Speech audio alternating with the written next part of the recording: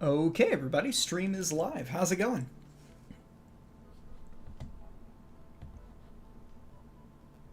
All right. Hello.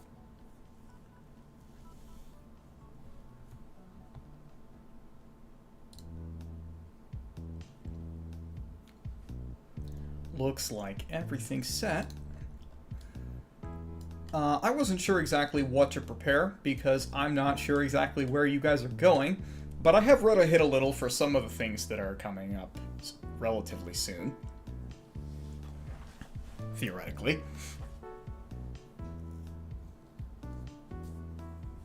So, when we last left our heroes, you had cut the heart out of the Gulthias tree and destroyed it forever. Fortunately, you did so without destroying your friend.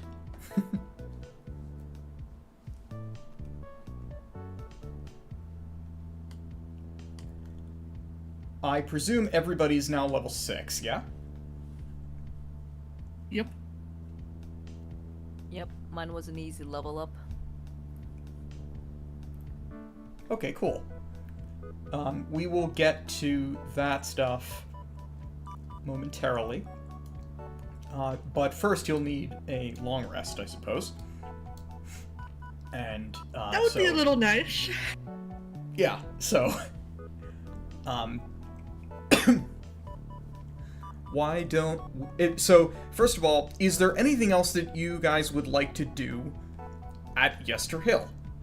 Let me go ahead and set the scene. You crawl your way and claw your way out of the pit below the Gulthias tree. And upon looking out across Yester Hill again, not much has changed.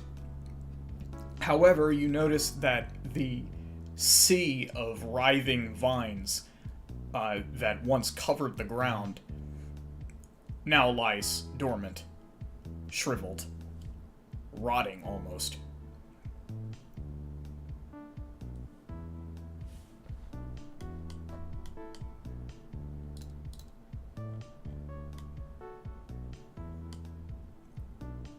You sense that a great evil has gone from this place, hopefully never to return.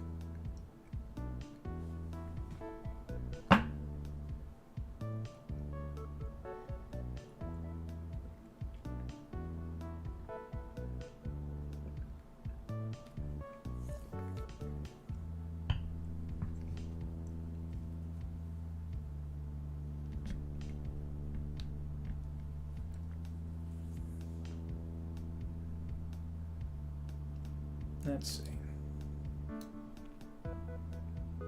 Might as well pull the rest of the party off, too. We have too many figures around here. Just a little. Maybe I'll do some cleanup after tonight's session. Maybe. I forgot 2 of us were literally at death's door. Yes.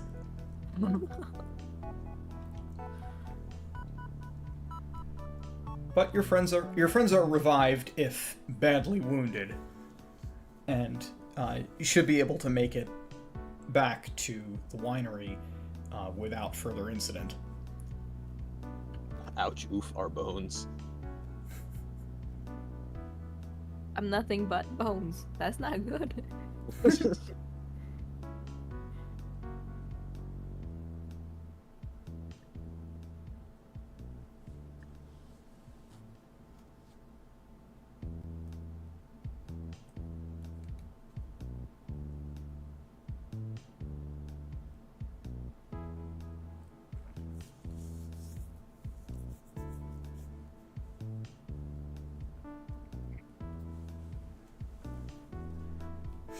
So, question. Would you guys like to short rest here before leaving? Because you could, and that would help you to gain some strength back. But it would also require that you encamp here at Yester Hill for about an hour.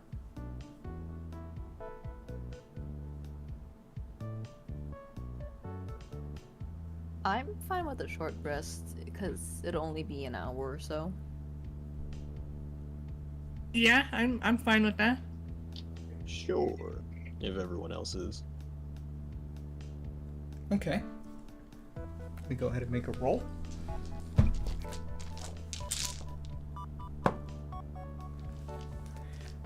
Your period of rest passes without incident, and as per our rules, on a short rest you are able to recover any abilities that you have on a short rest tag, and also you can spend up to 1 hit die.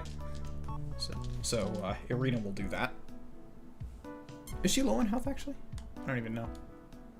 Yeah, she's lost a little health. I'm just gonna do it in roll 20. I don't know where my dice is yet. Roll 20? This is not roll 20, Doug. Oh, that's what I forgot. I forgot to grab my dice. Does your constitution I'll take it. modifier get added to this? Yes. Ah, Yeah, okay. not your saving throw, but the mod, yeah. Well, So she is full then. If I take a break or something, I'll grab my dice, but for now, I don't care. Yay, I healed a whole 2 hit points. 6. Haha, I rolled 12. Screw you. Oh. I have a D8, leave me alone.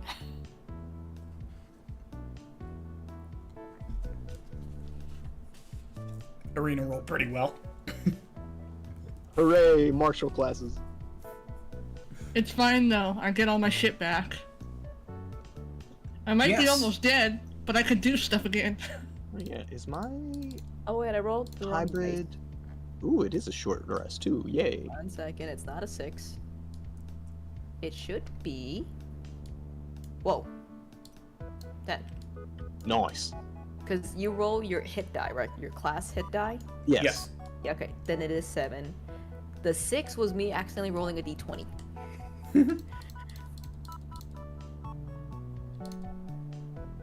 You'd think that that would make things worse. Or you'd think Right. that would make things better, rather. I thought that, like... I thought my second reroll was going to be like a 2 so I could match, but I guess I'll take the 10.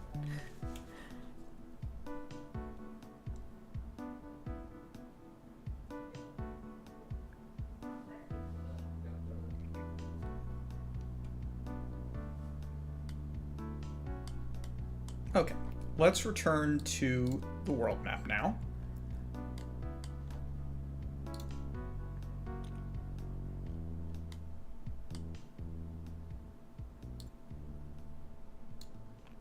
I don't think I saved some things since the last time we used the world map. Maybe I should do that.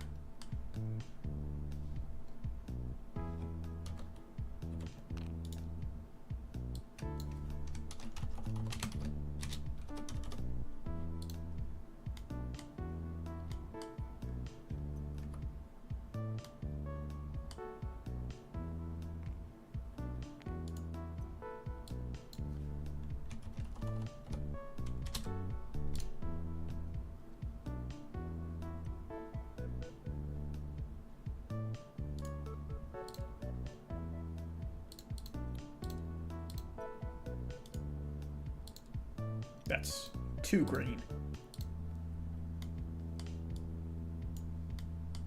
Also, I don't know why Barovia does not have a thing there. Technically, that should be white, I guess, if we're going to be doing towns that way.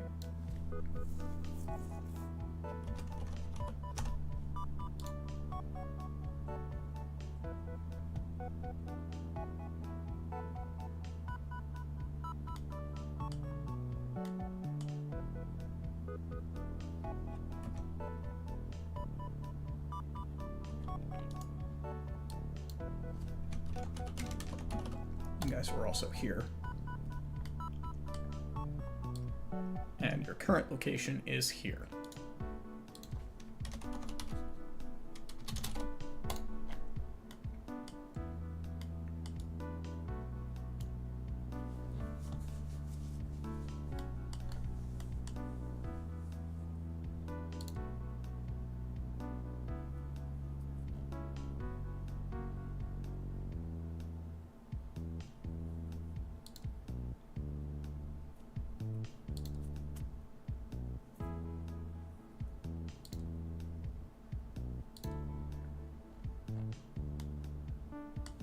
There we are. Okay, so, where would you like to go next?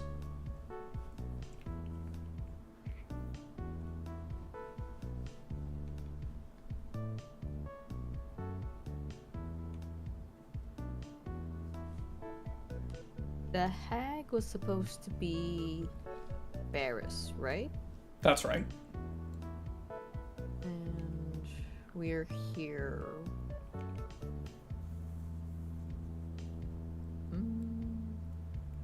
So, in case it wasn't clear from the way the map is written, this area is quite mountainous, actually, and it would be very difficult to get directly to Berez from where Yes. you are now. Like, this path is quite treacherous, and really not practical. I think that,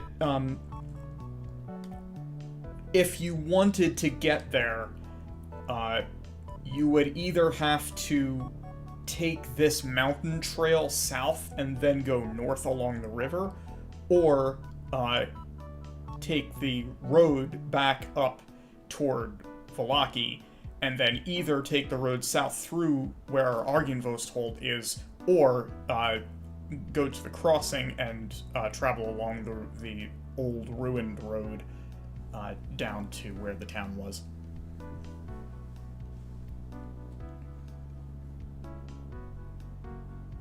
Either way, getting to Berez is a matter of going all the way up and around. Or all the way down and around. Yes, though you would still have to go over it. I guess you can cut through the woods here to reach the mountain road.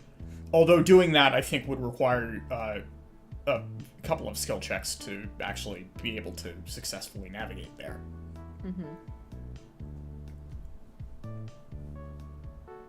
Would you guys want to go back to the winery, long rest, and give them the gemstone? And then we can make a decision to go north or south.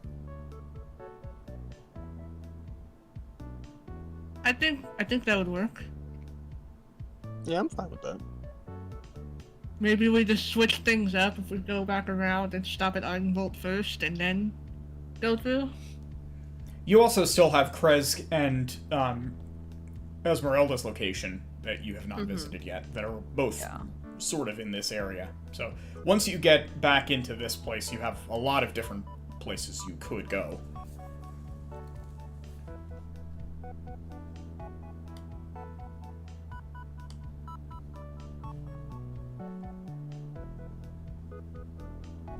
So the plan is to go north back to the winery then? Yeah, because it was a pretty short, walk. We went from the winery to the hill in, half a day. Yes. Yeah. It's not a short walk, that's several miles, but... Oh, yeah, but, short for D&D adventuring. Oh, yeah, it won't take you, multiple days to make that trip. Yes. Okay. So, along the way back, I would like someone to make a nature check.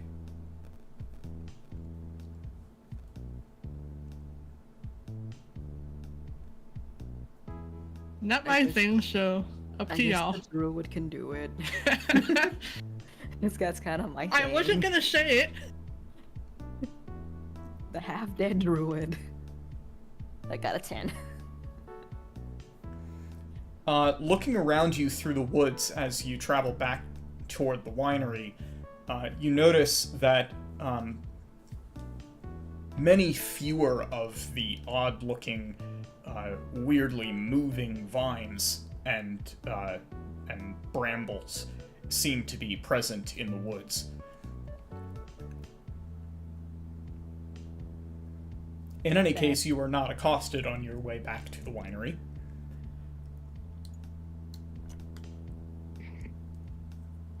And we'll see if we need to pull up the map. But for now, we'll say not necessarily. So, when you arrive back to the winery, the Martikovs are absolutely overjoyed that you managed to recover their magical stone. Erwin immediately takes the stone and buries it in the ground in the vineyard. And as soon as he does so, immediately all of the vines in that part of the vineyard spring back to life and regain their full color. And you can see large, beautiful, healthy grapes formed upon the vines. Ooh. You spend the rest of the day at the winery, and the Martikovs show you the process that they go through to make their famous wine. You help out harvesting some of the grapes off the vines and crushing them before separating the grape juice from the rest of it, and then finally preparing the grape juice in one of the 3 big vats to ferment. When all is said and done, the Martikovs are pleased to they're pleased to say that the winery is officially back in business, and Barovia should have an ample supply of spirits going forward.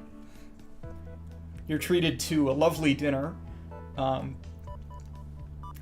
and the wine that you are served with is excellent. And the following morning, everybody is fully rested, and Davian Markov approaches you with a request. He tells you that not long ago, the town of Kresk, the general store in the town of Kresk, put in an order for several barrels of wine. However, because of the attack on the winery and its occupation, they were unable to deliver. And even if they had sent out the shipment as soon as the winery was retaken, that was the last of the wine, and so they would never know if they'd get it back again. But now that the winery is back in operation, they see no reason not to honor their commitment and deliver the wine barrels.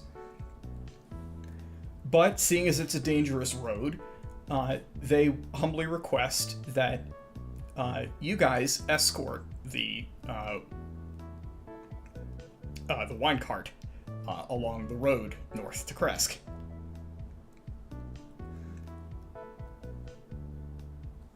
And if you do, you are welcome to whatever percentage we're able to negotiate from the store owner.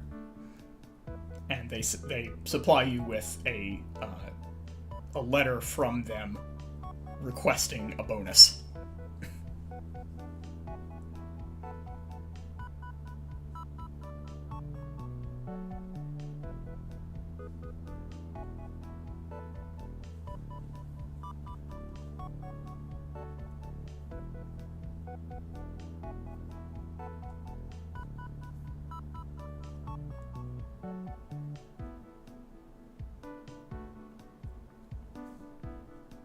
What do y'all think?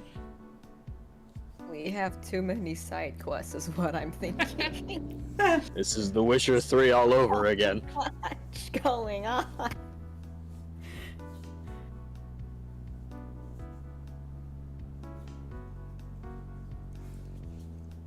If you're too preoccupied with other things, they're happy to send the shipment on themselves and have some of the Keepers of the Feather escort it along the road. Shouldn't be too difficult. What else do we have in Kresk? Was it to escort Irina there? Yes. Yes.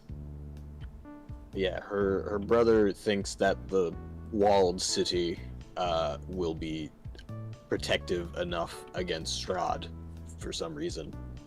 Well, And so, that, after seeing Strahd multiple times, I don't think any city's gonna help. Irina, for her part, is equally dubious, but she is still happy to seek out whatever protection Kresk might offer, either to her or to you.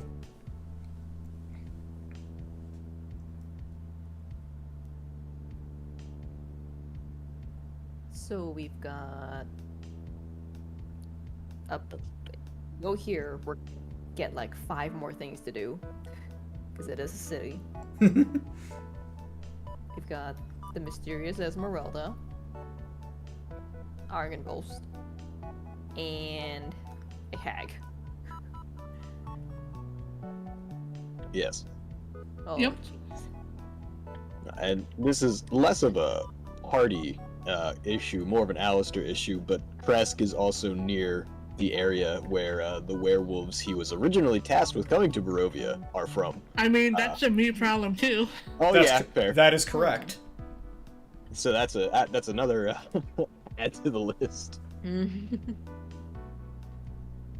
If we're gonna be completionists, and we'd go here, then here, then here, then here.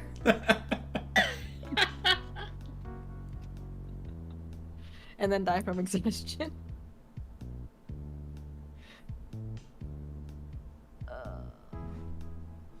I kind of want to see what Esmeralda has in mind. Because she was, like, the apprentice of that really famous hunter. And she might be a good ally. This is true. We could go there, and then from there, it's a decent middle point between both Kresk and the hag and Argynvost, so we can decide where to go after we meet up with her. Because she might drop something that's, like, extremely time sensitive. That we would True, want to true. do. Or if she's like, oh yeah, please go here because there's something really good here. I don't know. Or, okay, do we want to help escort them? Either all the way to Kresk, or like just, we'll follow them up north and then we can go along our separate ways. Yeah, I mean, if we're going to see Esmeralda, we might as well accompany them until the crossroad here, and then we branch off, go there, and then they only have a shorter trek alone to Kresk. Unless Yeah, you want to. That could work. I am fine either way. Unless you want to help them go to Kresk, because again, werewolves. Do they know about the werewolves? Well, they were afraid of me when I transformed at first, so I'm going to assume yes. You know, they know of werewolves, but do they know that there's like increased werewolf activity in the area? Alistair is going to assume yes, just because he was informed outside of Barovia that there are werewolves running amok. So he would assume that people near the area would know of said werewolves, even if that is not the case. Okay. That is reasonable.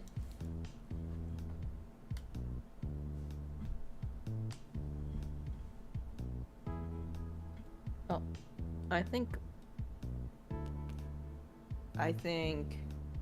Vesper's character would be up for anything, but she would definitely be more interested with the hag and Argynvost. Irina, for her part, has a personal interest in reaching Kresk, but is otherwise happy to come along if you choose to go somewhere else. She's certainly skeptical of her brother's view that Kresk is some sort of sanctuary to her, but she is still she feels some obligation to give it a shot. Fair. What does Janora and Alistair want to do? Character-wise. Alistair has both a interest in going to Kresk because, you know, the job, but also Argynvost because, you know, possession. But he's not against visiting Esmeralda either, considering Van Richten told him, and he knows of Van Richten from his time in the Order. Well, not Van Richten's time in the Order, but you know. So, Alistair, he would probably say to check on Esmeralda first, just because she might be a good potential ally that could either give information on the werewolves in the area, or Strahd, because we can't really tackle the leaving part of Barovia until he's dealt with. So either way, she'll be an asset. And then we can, from there, go to Kresk or Argynvolstad or even the Hag, though the Hag is markedly farther down on his interest level. Yeah, I think Janora's about the same shit. I don't want to go to Crest because for the same reason as Alistair. But in the interest of getting more information, she is also fine with Argynvolt or seeking out Esmeralda. In that case, 3 of the party members want Esmeralda/Crest, so let's go there. Yeah? Sounds fine to me. Yeah. Okay, so if you're for sure going in this area, are you going to bring the wine cart with you?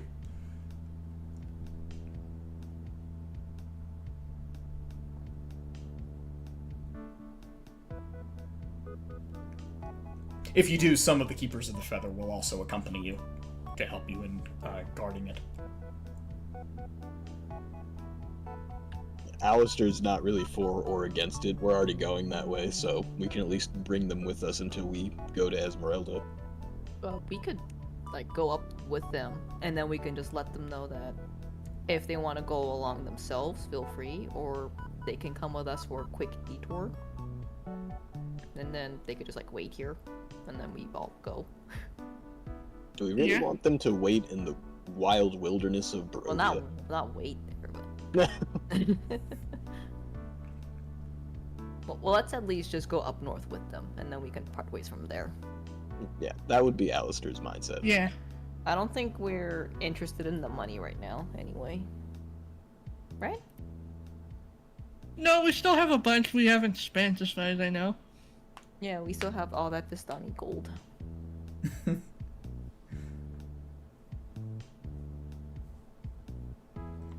Okay.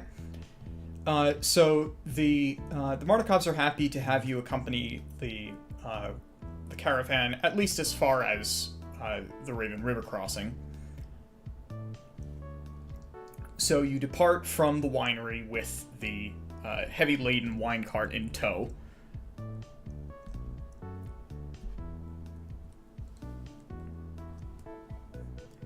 You travel north to the river crossing without incident through this part of the woods, and given the speed of the cart with you guys escorting it, you're probably traveling a little bit slower than you would be otherwise. So I'm gonna say it takes you until around dusk to reach the bridge. I would like someone to make a survival check.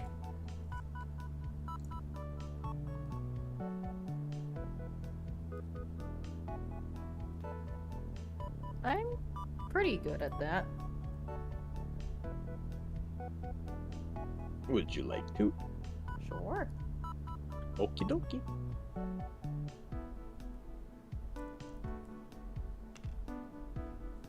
Hooray! Pretty good. Good result.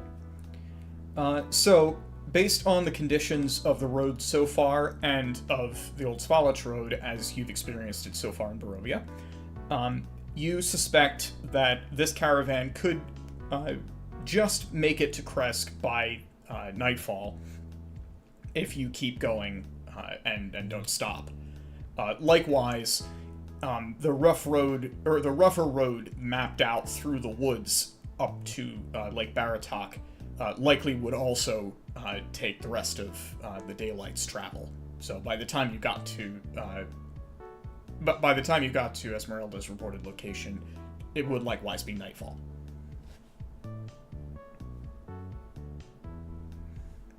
The Mardikovs, or rather the Keepers of the Feather, who are with you, it's not actually the Mardikovs who are doing this. It's some of their associates. The Keepers of the Feather are grateful for your company so far, and would certainly appreciate it if you were to travel with them the rest of the way toward Kresk. It is, after all, by all accounts, the safest place in Barovia to spend a night. But if you would prefer to go about your own business, they are more than capable of delivering a wine shipment. This is, after all, their job.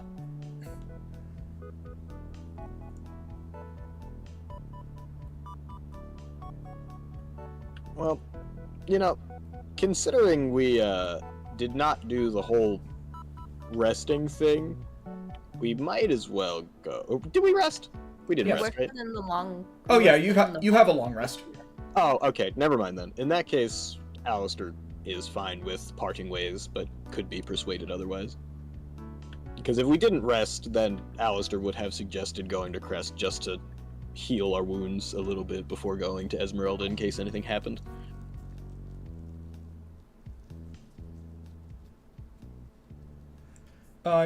Irina would prefer that we continue on to Kresk, given her her motivations for going there anyway, and also out of a desire to make sure that the Keepers of the Feather are okay. But she estimates that they seem to be capable of defending themselves and probably should reach the town with any trouble. So if you prefer to go on to meet Esmeralda, she's on board with that.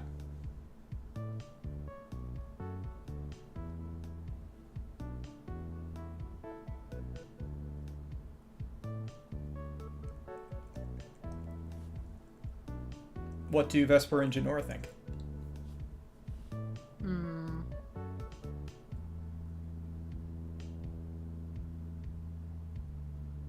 Vesper probably doesn't have the context of how important Esmeralda is, and she's starting to become pretty good friends with Irina, so I think she would want to help Irina out.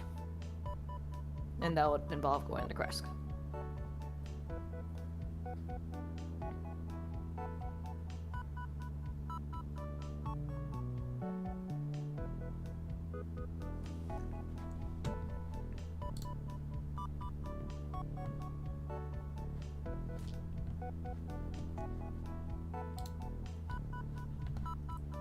Janora, any thoughts?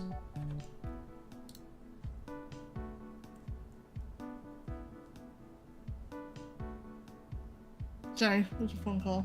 All good. Oh, it's okay. What was the question? Esmeralda or Kresk. Essentially.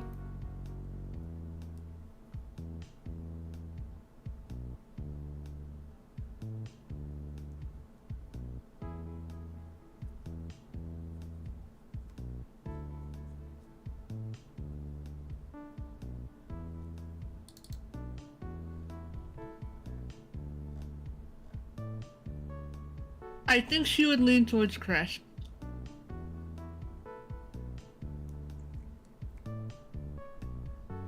But she's fine with either. Okay, very well. It seems to be a majority for Kresk, unless Alistair has major reservations. If nothing else, he can ask some questions in Kresk about the werewolves plaguing the area, and then we can backtrack. It's fine. Either way, he gets useful information.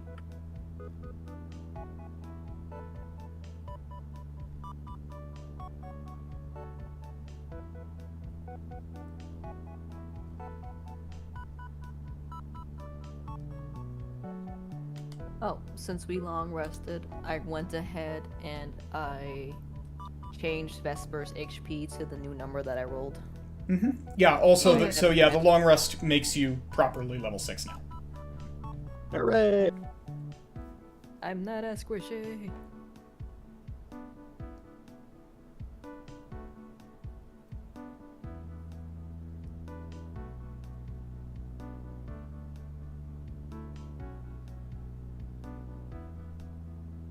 Okay,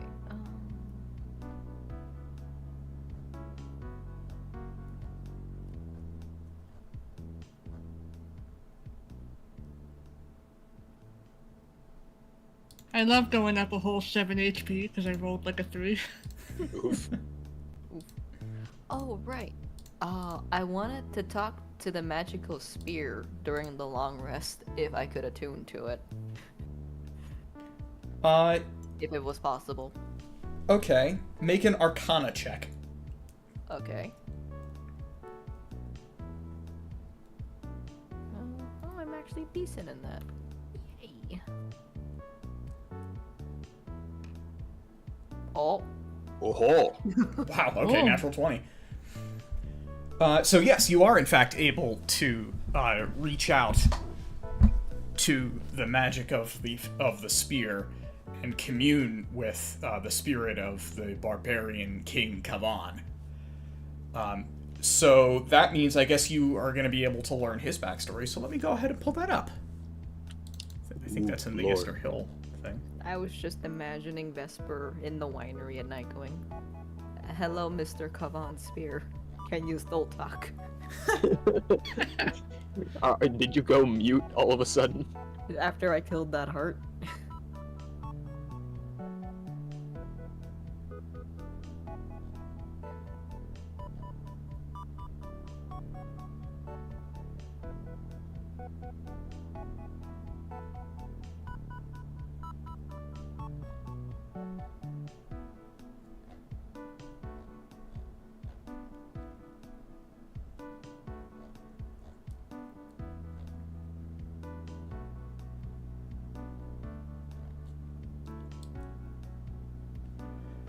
Kavan's spirit reaches out to touch your soul, and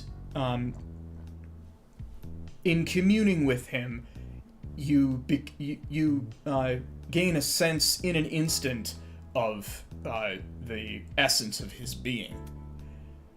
Kavan was proud, powerful, a great warrior. Savage, bloodthirsty, but noble, with a certain martial honor about him.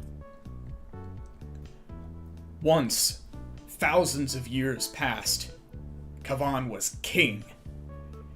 King of the clans, king of the tribes who constantly fought and warred amongst each other in this area. Kavan saw his enemies driven before him and became their lord. This was before the days of the Dark One. When he came and the mists fell upon the land,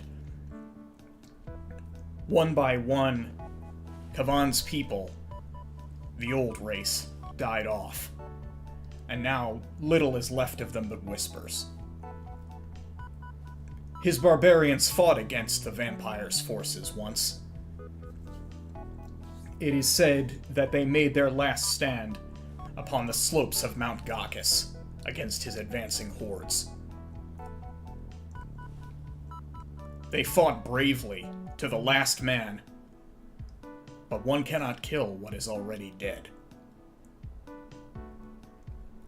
Kavan's spirit is overcome by a feeling of hopelessness, loss, and above all, the feeling of a great waste. Once Barovia was a great land, a noble land ruled by hardy, strong folk who had no fear to crush their enemies and take what they wanted. Now this place disgusts the spirit of Kavan. The people who live here now are small, weak, weak-willed as well as weak in strength. He cares not whether they live or die.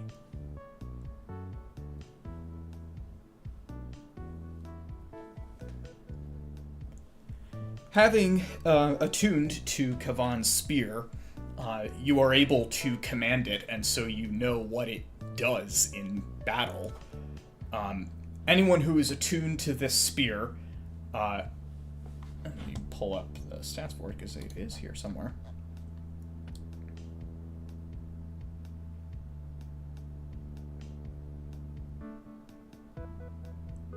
Oh, is it not in this one? I guess it's just in the book.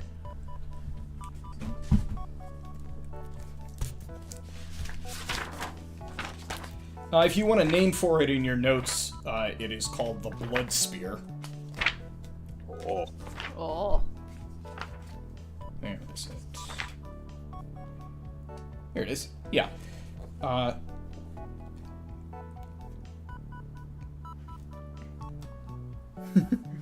The description in the book says, although he was very much alive, Kavan had some traits in common with vampires. He slept during the day and hunted at night. He drank the blood of his prey, and he lived underground. In battle, he wielded this spear, stained with blood.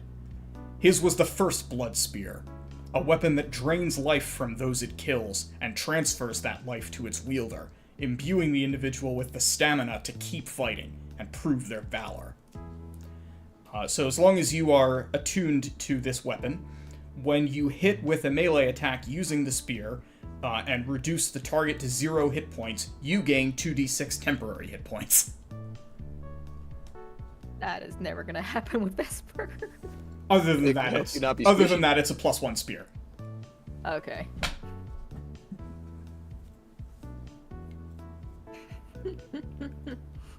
I also don't see any reason why the effect should not apply if you throw it, so ignore what it says about melee weapon attack. Any attack with the spear that kills the enemy will give you temporary hit points. And it was 2d6? Yeah, 2d6 temp HP. Okay. I think the lore is cooler than the actual weapon.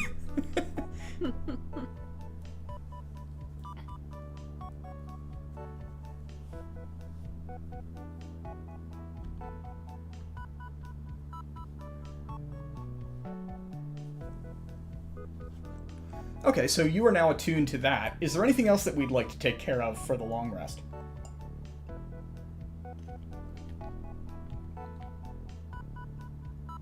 I got nothing. Yeah, I think I'm good.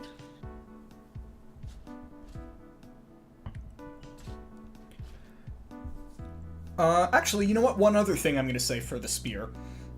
Because you rolled really well and have made this connection to Kavan's spirit, and also because you successfully used his spear to destroy the Golthias tree,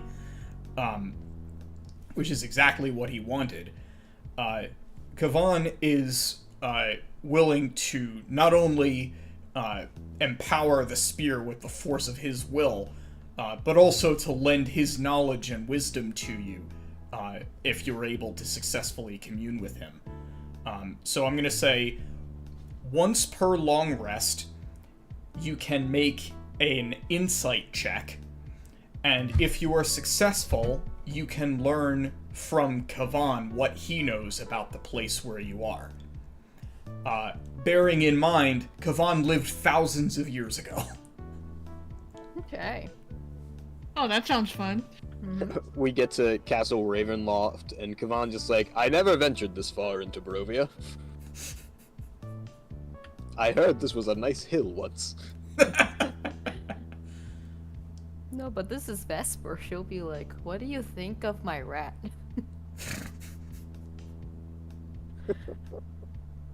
I am absolutely here for Vesper wasting her, like, fucking once-a-day thing on simple shit like that. How do you cook this roast?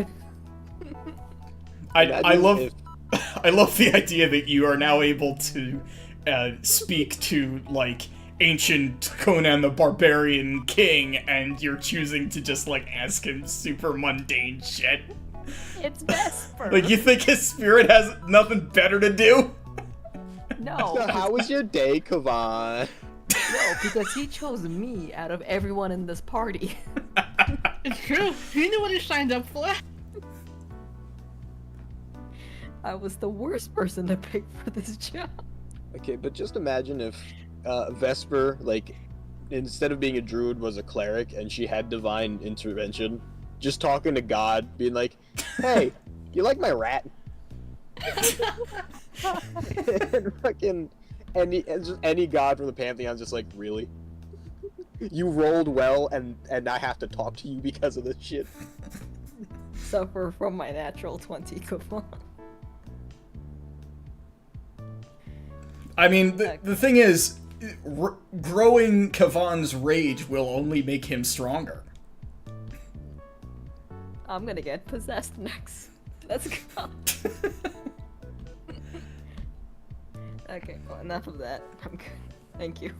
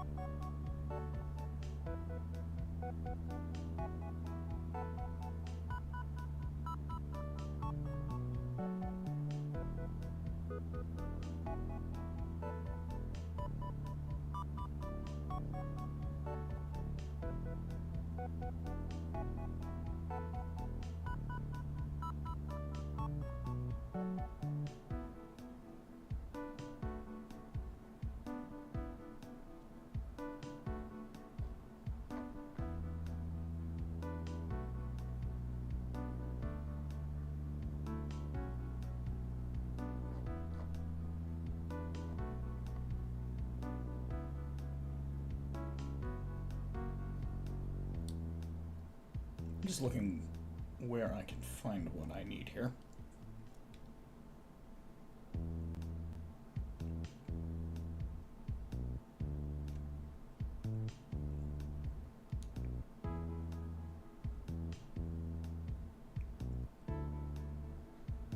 These stat blocks are not what I'm looking for. There we go, this might help.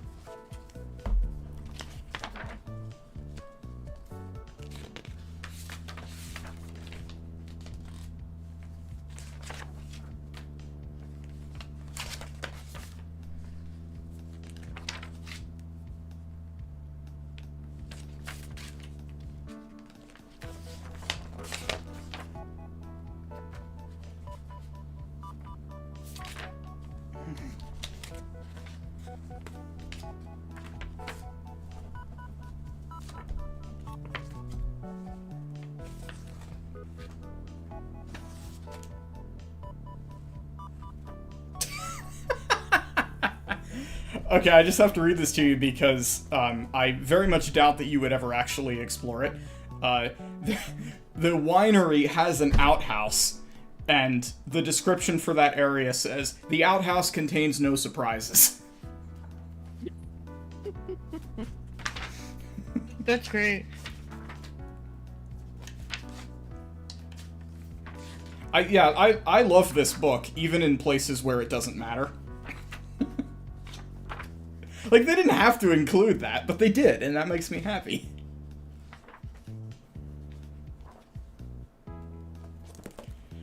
Okay, this has gotta be in this section, right?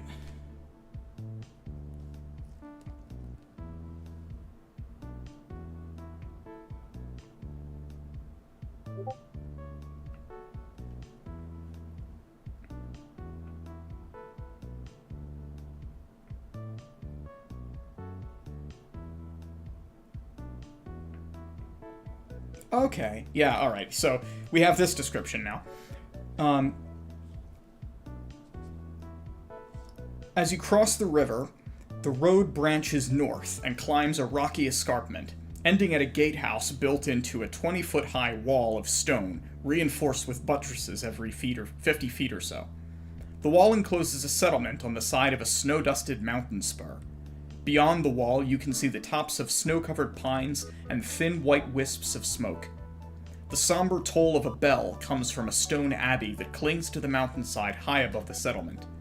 The steady chime is inviting, a welcome change from the deathly silence and oppressive fog to which you have grown accustomed. It's hard to tell at this distance, but there seems to be a switchback road clinging to the cliffs that lead up from the walled settlement to the abbey. Excuse me.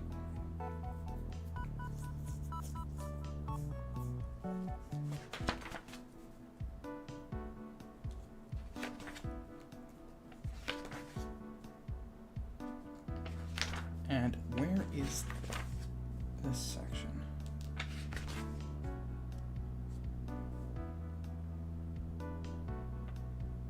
Is it really not there? You gotta be kidding me. What's going on with this? Is this maybe in this section?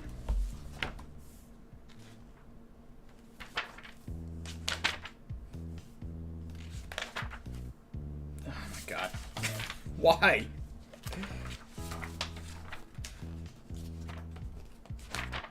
Yes, we know what this is about.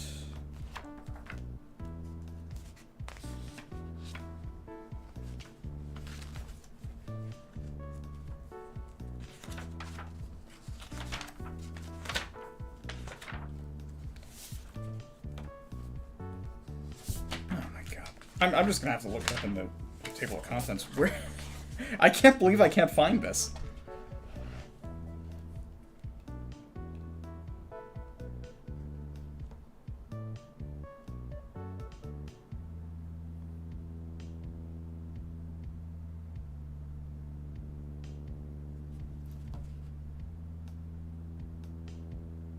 Maybe it's in this section.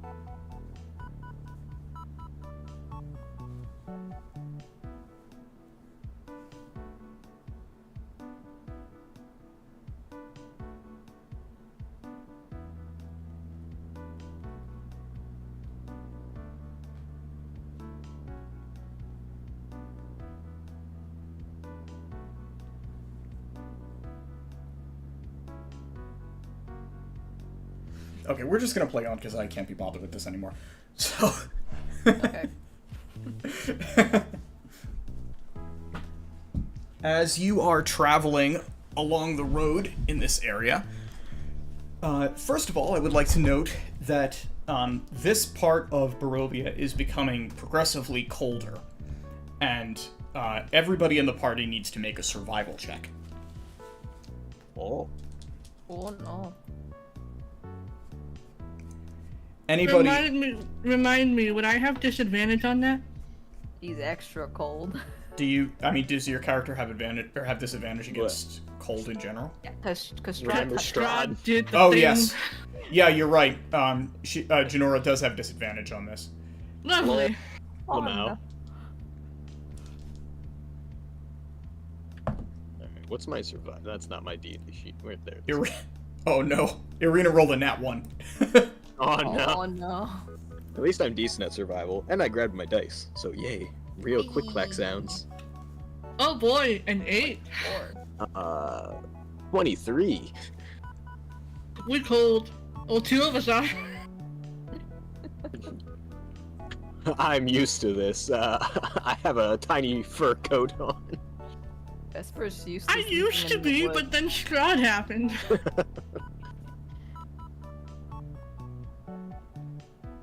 Fucking petty ass vampire.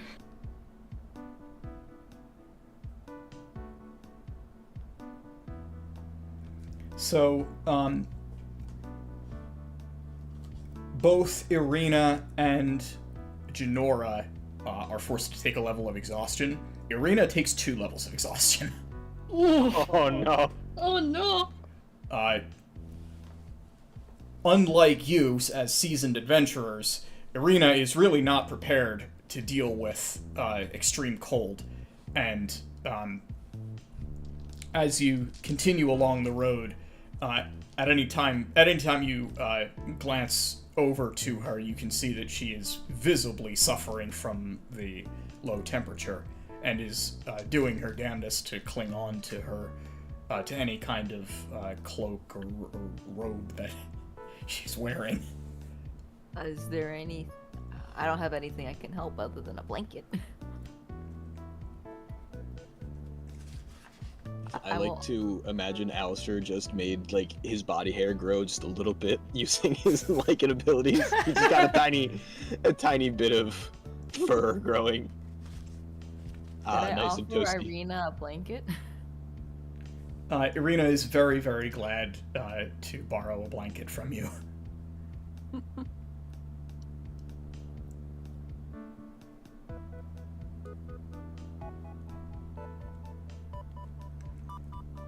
Anybody other than Irina and Genora, make a perception check. Oh, This is so- hearing if it matters. Oh, Go, Wolfie. oh boy.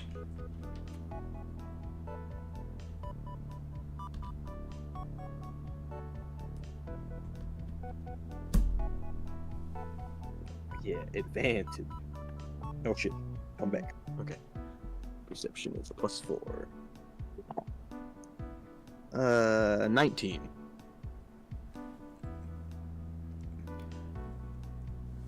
As the sun begins to set, and the temperature drops even further, you feel the biting of a harsh mountain wind carrying ill-looking storm clouds overhead. The howling winds, however, are not enough to deceive your senses, and you pick out among them the telltale howl of a wolf. Oh.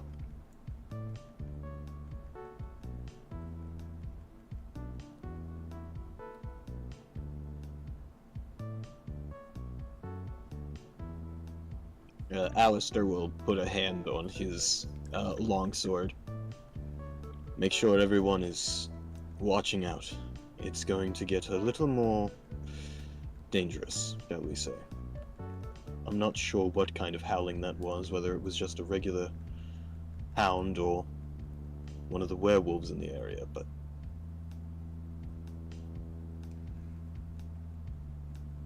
Irina holds her crossbow close to her, teeth chattering.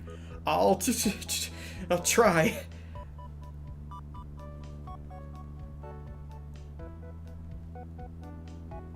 I'll draw my spear and keep it by me.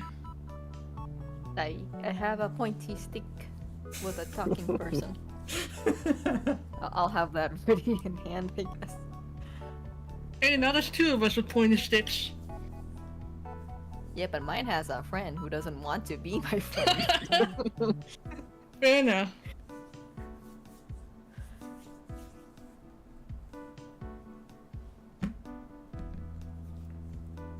He's happy enough to be your friend as long as you're killing things. I will be, just don't know if it will be with him.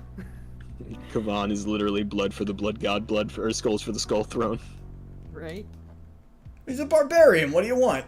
But he attaches himself to the creepy druid who just goes, ooh, plant. I mean, you did a decent amount of murdering so far. Hey, you say that like he had any say in the matter. Yeah, look at the other options he had. You don't know how magic and spirits work, and you can bet this barbarian sure doesn't. Maybe he was trying to go after Alistair, but Alistair's sword went no. Finders keepers. So it bounced over to me. It's that fucking there are 2 wolves inside you meme. But it's the 2 possessions. Except there's already one wolf inside you. There's no room for another one. Yeah, there's room for 2. The Kavan would have been number 3.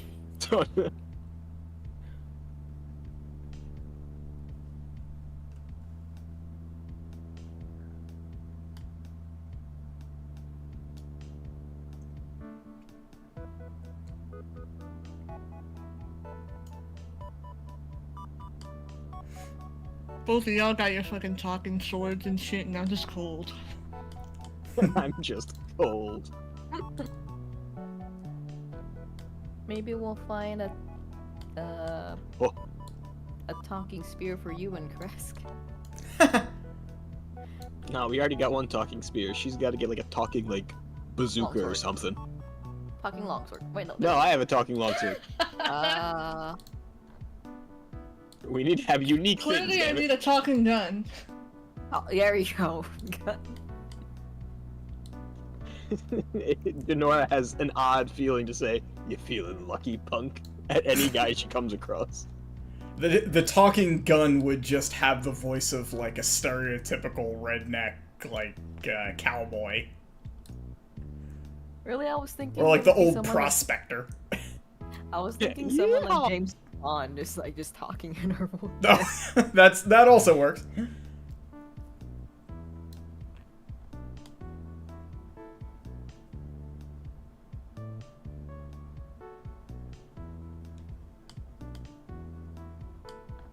Actually, you guys are certainly going to be on horses at this point.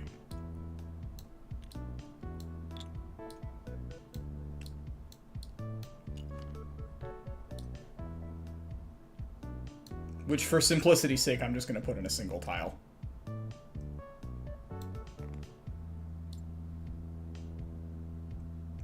I don't know where Alistair's mounted model is. Does he have one? I don't know if I purchased it. I think I forgot to do that. That's fine. I We can swear just you had pretend. had one. I thought I remembered you having one.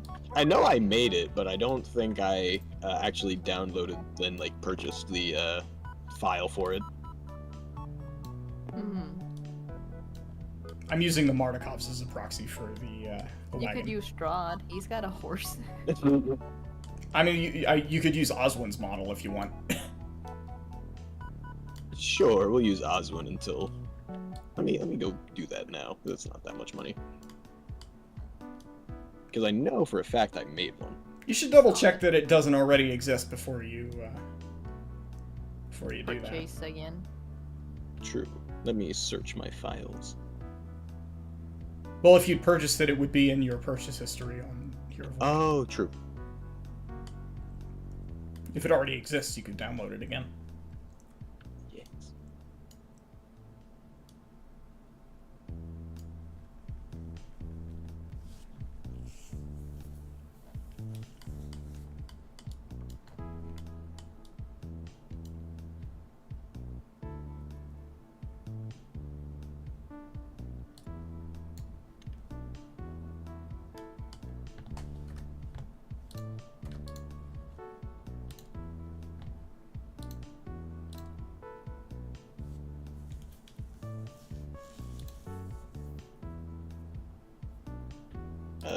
Nope. Just the werewolf and the regular version of me. Okay, Oh, I see. let me go buy Okay. it. I got paid not too long ago.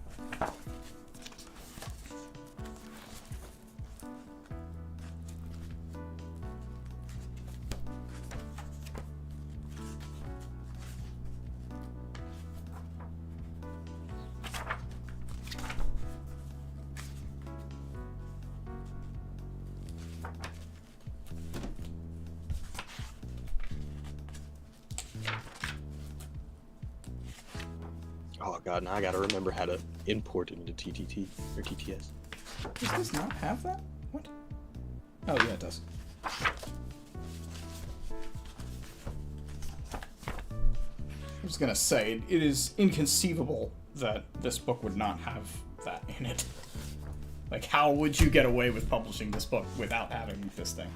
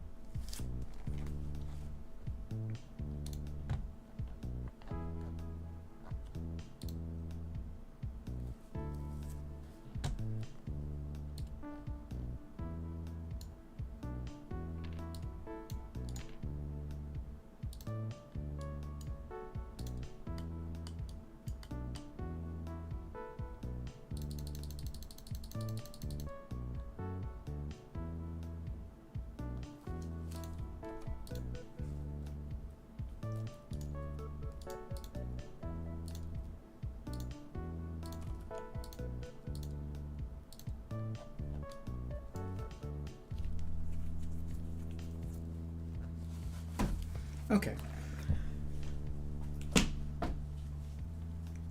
Because you were on your guard, you are not surprised when the caravan comes under attack by a pack of werewolves. Yay! Remember? Well, I mean, this technically sorts my problem out. Yeah, but remember, guys, if we defeat werewolves, we get inspired. Oh boy. Thank you for That reminding me. In my notes. That means I I gotta use my did. inspiration. I don't want to. I can't have double. Okay, You can, it's just no good. True. I'm just gonna roll something really quick. Okay. Odd. Okay. What were you rolling for? Where was it? Where? It's my cosmic omen for my circle of stars. I think- Right. Oh, If right, it- yeah, that thing. Yeah, if it's even, I get to help allies, and if it's odd, I get to oppose enemy rolls.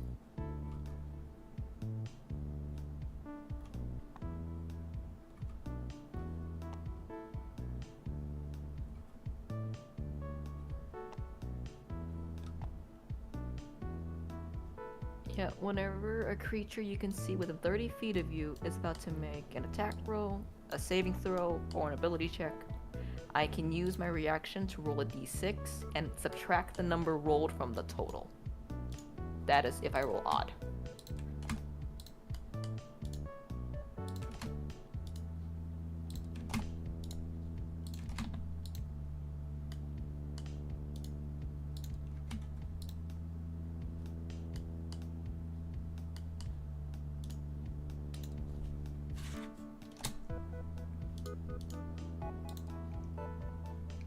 How do we add health to our, like, the bar to our things? Because mine doesn't have one. right click, or sorry, click on the center of your bar and you can increase your max. No, it's not showing up for me. It's finicky. Oh, okay. First try. What are you at? Level-wise?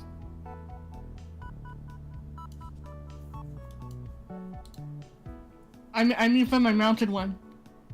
I see. Like, I don't see it at all. Oh, yeah. Hey, she has no health. That's not true. I can see it. Oh, okay. I cannot. Cannot. Is your initiative still 9? It should be, yes. Yeah, it is. It's still ridiculous. Alright, it has finally been processed. How do I add it into TTS again? I think I have to promote you. And then we'll duplicate Alistair's model, and then right-click Custom and select the new asset. If you don't have that option, then all you have to do is send the model to me, and I will import it for you. Let's see. Yes, I don't see a custom, so I'll just send that to you then. Okay.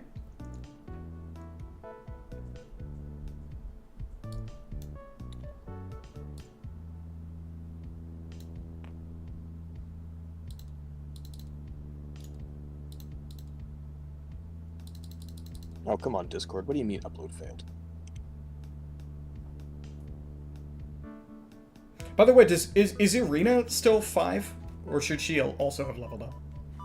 She's still 5, sadly. Okay. Unless you wanted to have leveled up with us, because I'd be fine with that. Yeah, There we totally go. be fine with that. Because Irina didn't really get any XP until session 7. Well, I was deliberately keeping her weaker than you guys. Yep, so that's why she's still 5. Yeah. She's And that pretty was close, though. that was partly for like reasons of not wanting her to have a spotlight, but also for story reasons. Like, she should not be as capable as you, because she's not an experienced adventurer. That's fine. She can handle herself, but she's she's not as good at this as you guys are. She needs about. She's growing with 2600. us, guys. She's got about 2,600 more to go.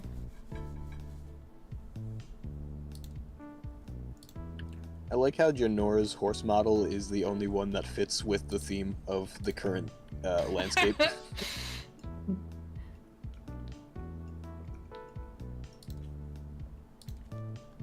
Tiny little pony.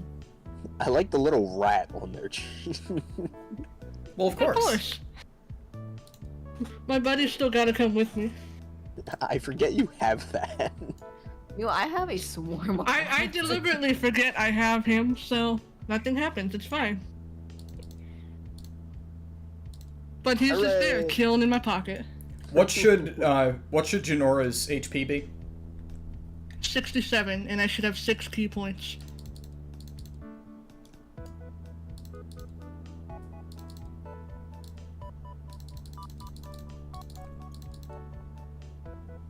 It's correct now. Yeah, I still can't see it. Very odd. I cannot either. You might be able to if you leave and come back. It's visible on my end. Yeah, let me try and leave and come back.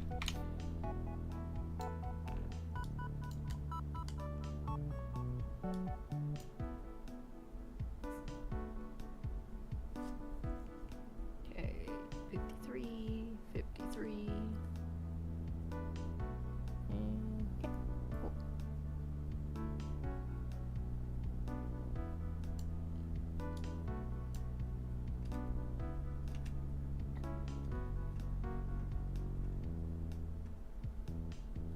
And actually, because of the circumstances here, aside from the caravan, I'm also going to give you... Oh, that's not right.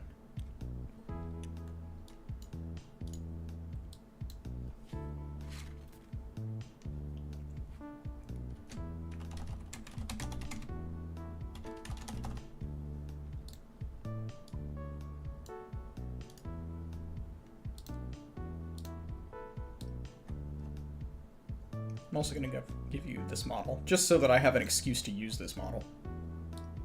Because I made it and I'm proud of it. Ooh. Yeah, I'm still not seeing it. That's weird. I like the musket.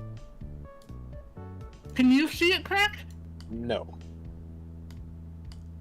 So then is it only Kirk can see it, I'm guessing? I cannot see it. That's fine. I know how many hit points you have.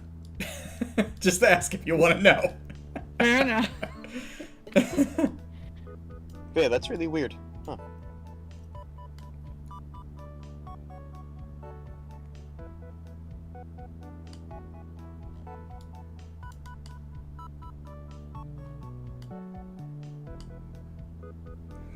So the Mardikovs are not going to move. Or, sorry, the Mardikovs don't have an initiative slot. I guess I should just rename this one. This is the Caravan. This won't have an initiative slot. It will move on the Feather Keeper's initiative. Unless the Feather Keeper dies, in which case one of you can have it. I don't care who.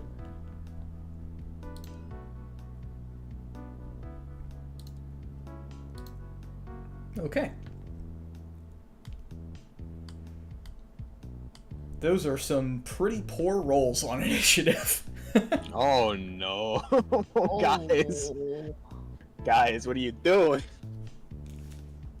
I have bad initiative, okay? Do we need to set the mini to like my thing? Like it's showing as blue, but do we need to set it to me again? Because I'm not blue in initiative either. Oh, you're not. Yeah, look at that. Oh, you know what? It might just be set to not be visible to players. Yeah, Like, you might be set as an NPC. Hang on. Janora's an NPC. Lol. Yeah, your model wasn't set as a player character. Sorry. Hey! It. Because it would have been bad if we knew the HP of all of the enemies.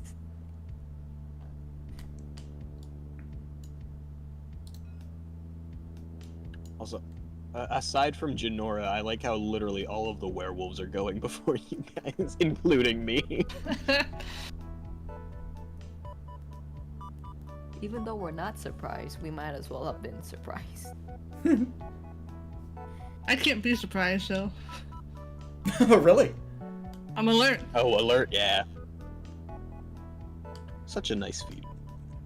So, this entire area is difficult terrain, but not for the werewolves. Would it be difficult terrain if Alistair became a werewolf? No. Ooh.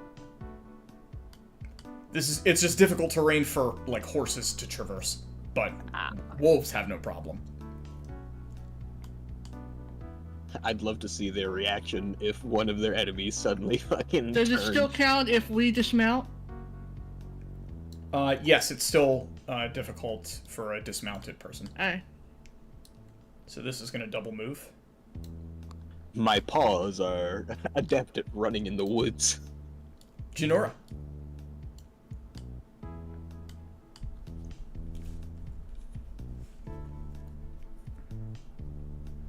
You hear the howling of the wolves as they approach the caravan, and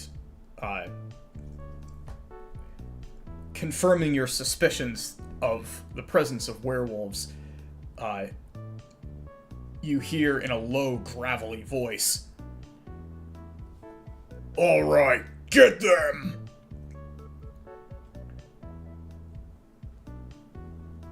I can see the one that's near Alistair. From where I'm at? Yes. You know this wolf is larger than those you've encountered before. A powerful creature with a thick, rough hide and thick fur to protect it from the cold. It bears its fangs menacingly and is about to attack Alistair.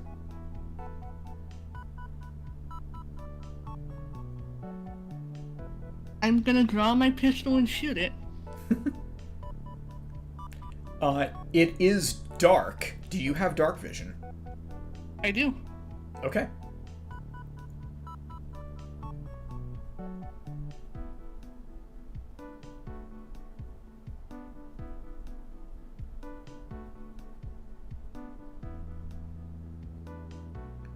For once, that actually matters. But it doesn't, because you have dark vision.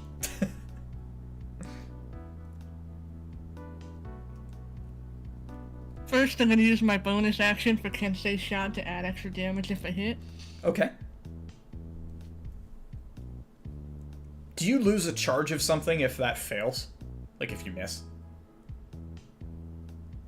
It's just a bonus action, it doesn't cost me anything, so. Oh, okay. 22. Yep, you got him.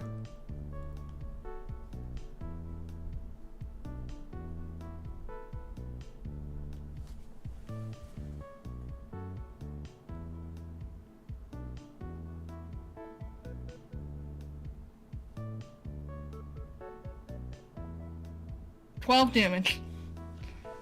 And if it matters, it is magical. Ah, okay. Wait, your pistol is magical? How? All my Kensei weapons count as magic now. Oh, neat.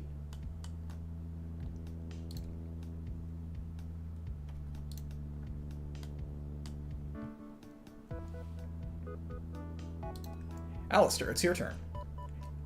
Your horse has just been charged by a snarling giant wolf. Little shithead. Time to bonus action activate my Crimson Right on my longsword because I must always do this. Where's my D6 at? Is that a D6? Yes, my D6. Ow, max damage. I take 6 necrotic. Oh no! You have the health pool for that. Yes. Alright, now I'm going to stab at the warg 2 times with my longsword. So because the wolf is relatively low to the ground, it's pretty awkward to attack it with a sword, so you're gonna have disadvantage on the attack. Okie dokie. Let's see. First attack is... that should still probably hit. What's a 12 plus 18? Yep, that's good enough. Alright, and then the second attack... Ooh, that one is probably not as good. A 12. The 12 is a miss. What's the damage type? Slashing and lightning. Okay. And that will be 10 slashing and 4 lightning. Lightning ripples across the surface, across the fur of this animal, briefly lighting up the surroundings. It winces in pain from your attack. Good. What was the damage again? I'm sorry. 10 slashing and 4 lightning. And if for some reason this counts, my attacks are magical. Yep. And that's my turn.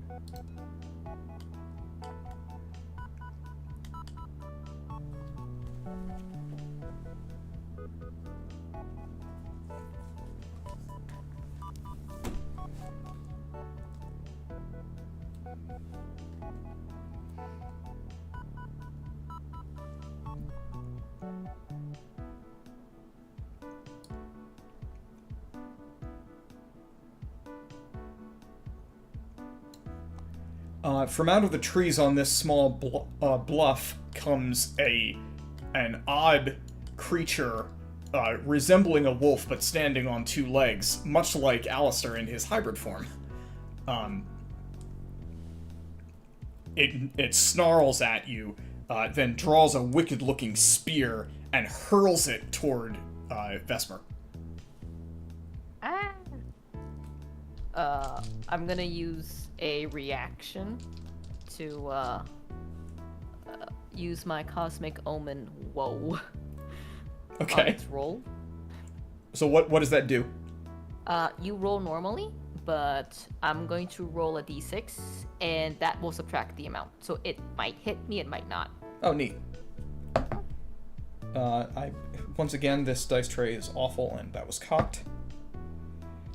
That it should even be possible for a die rolled in a dice tray to be cocked is an indictment of this dice tray, but so be it. Alright, subtract 5 from your result. So that would be a 10 then, total. Which would definitely miss me.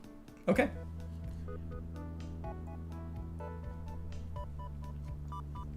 You're able to magically,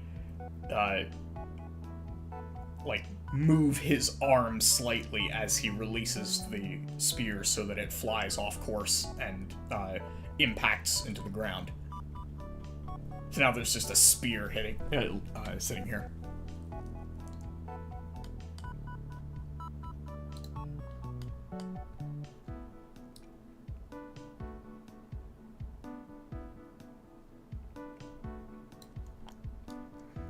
Another creature of this kind, another werewolf, emerges from the trees up here.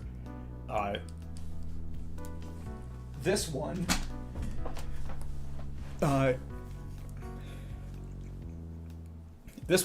uncharacteristically for this type of foe, is armed with an old and somewhat rusted-looking rifle, which it's going to shoot at Irina.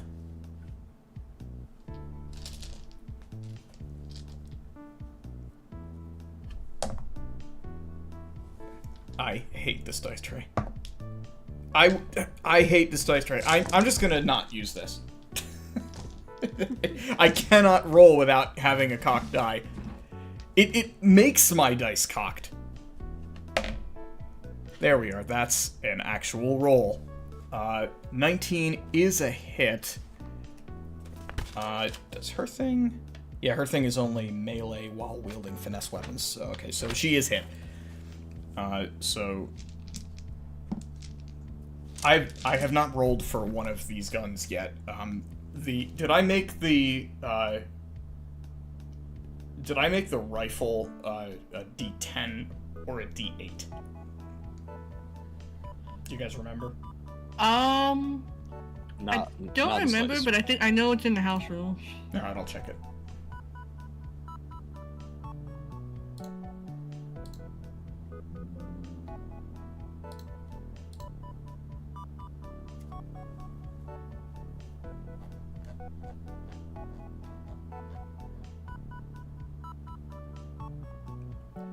D8.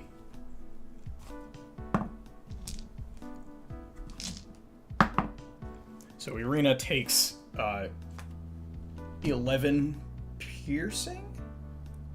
Yeah, piercing. So that's not good. She got shot. Usually a bad time.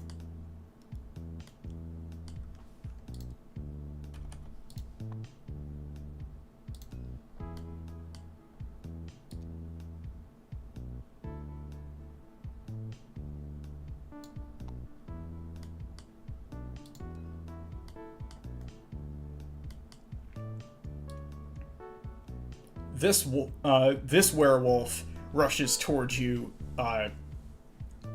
brandishing a blood-stained great axe.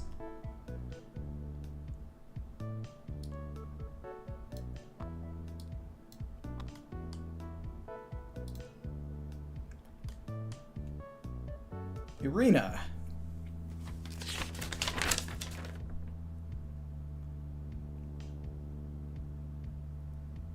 Would it be valuable to anybody to use maneuvering attack? Half speed as a reaction.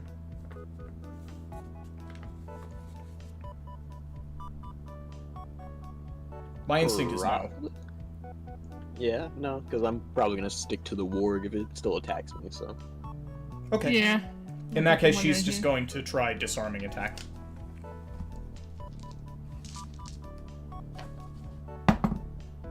Hit. Second attack. Cocked. Fucking dice tray. That's a miss. So she'll deal the additional D8.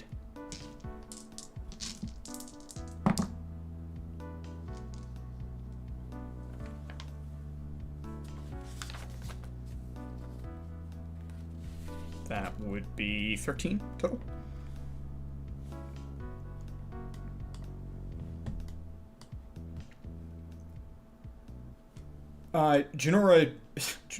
Irina strikes a clean blow with her rapier, but you note a look of... Oh, also, I forgot that she is exhausted, so she should be taking -2 on all her rolls. But... For me, it's a -1 to double check. Yes, that's right. The hit would have been a hit anyway. But I need to remember that going forward. I should just put a token for that. For the two of us. Ah! Sorry.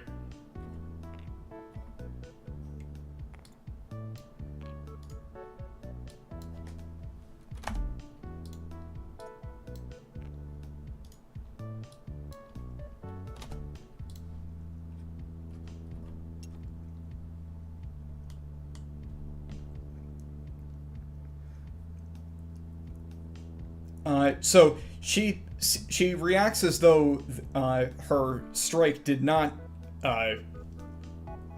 was not as effective as she was expecting. Privately, she chalks that up to her discomfort in the cold.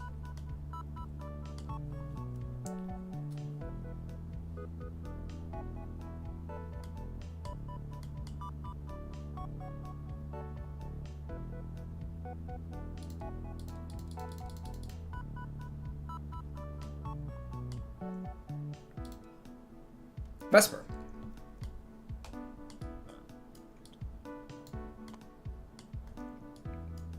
Was this the werewolf that threw a spear at me? Yes. Is it holding on to another spear or weapon? Make a perception check. Okay. Where? There it is. Mm-hmm.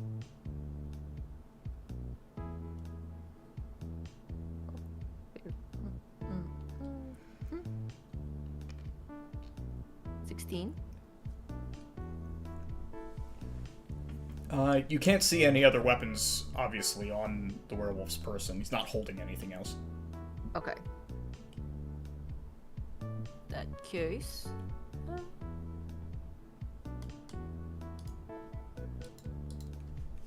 In that case, I'm going to guiding bolt its face. Okay,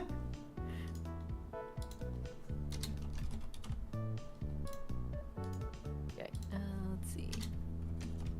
1d20. That. And go. That's a 19 hit. Yes. Okay.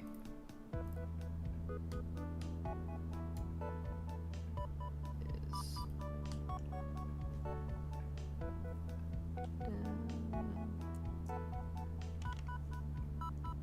12 damage. Ooh, sad. Yes, sad. Yeah, that's not a terrific roll.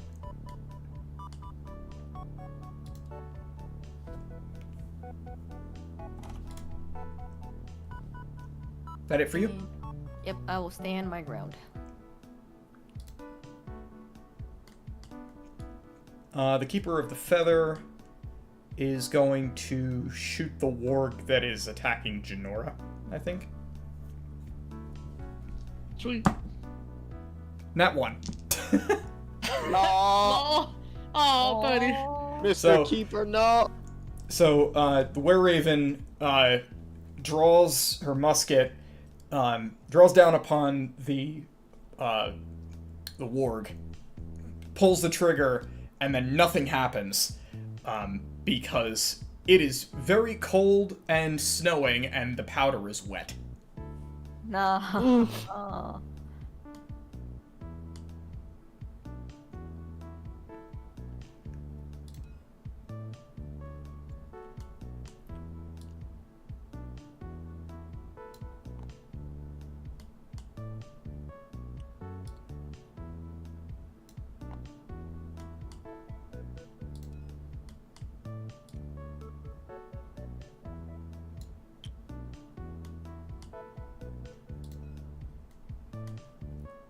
The warg that initially ran up to you, Alistair, is going to attack you, and the two wolves together Oh no, pack are tactics. are enough to startle your horse and make it difficult for you to dodge, giving them advantage. Come on, why you do this to me? This stupid dice strike! I hate it. I hate it so much. I'm gonna turn this dice tray inside out so that the dice are rolling on the leather side, and hopefully that will fix it. You can turn. It's one of these things where it's reversible, and one side is like a suede material, and the other side is like a faux leather. I think that the faux leather side is probably going to be more effective.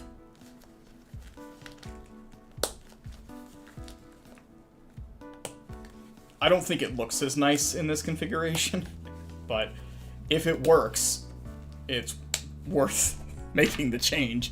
I hope. Yeah, that's much better. Hooray! Okay, we've solved Yay. it. Problem solved. In any case, the warg did not roll well, so that's a 12 to hit. Oh yeah, no.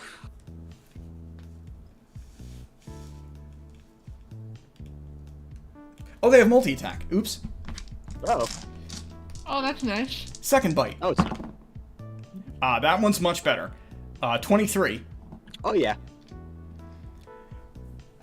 So you're bitten, Ow. and you take... Oh, geez, that's almost max damage. Ow. 13 piercing damage.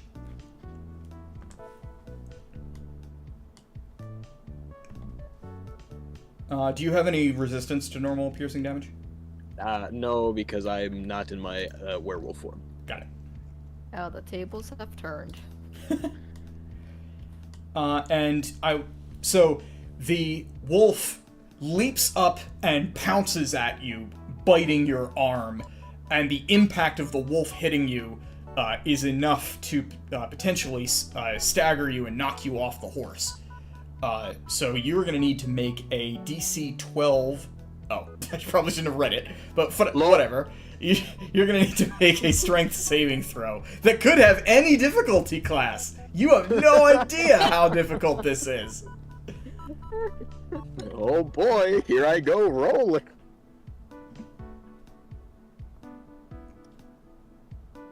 What check did you say it was? I'm sorry. Strength saving throw. Strength saving. Okay, that's a 3. So, I don't know. Does a 21 pass the potential any kind of saving or DC? Nope, that's not good enough. Oh no! We're fighting the Tarask. I'm sorry. Let me just switch up these stat blocks here. The warg fucking tackles Alistair in the ground, and like a 5-meter crater just appears out of nowhere. Oh my god. Okay, so yeah, you're able to stay balanced. However, your horse is still startled by this, and so you're going to need to also, in addition to this, make an animal handling check Oh boy. to stay in control of Umbra. Is your horse particularly close to you? I would think so. She's my personal horse, not something I got from Barovia. Then you make this check with advantage. Oh boy.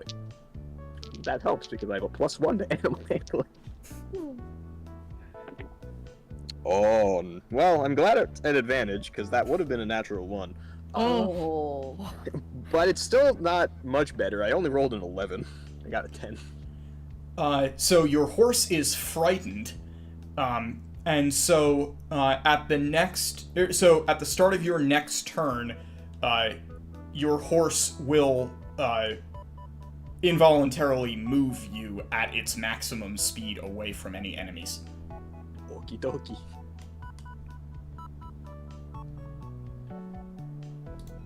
Jinora, your turn. Umbra's not a war horse. I leave her at a tavern when I do work. She's not used to this, my poor girl.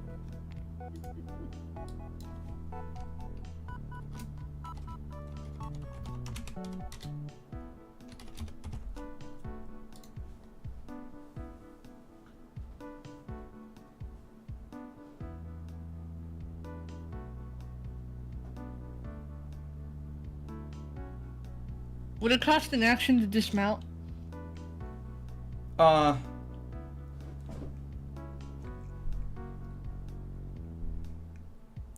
how are you dismounting?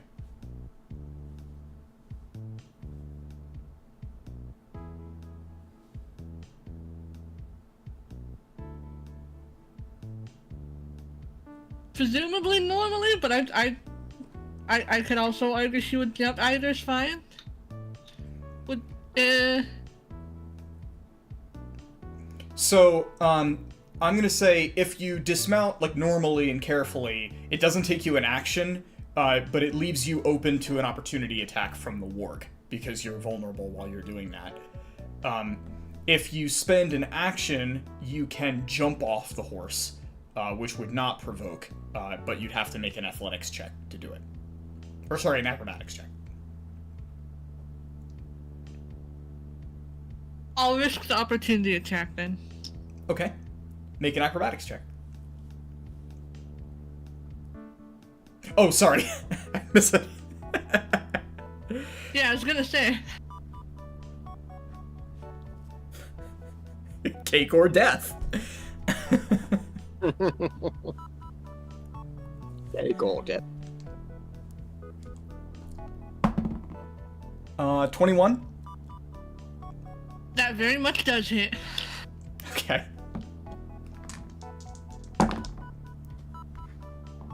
That is 11 piercing. Ow.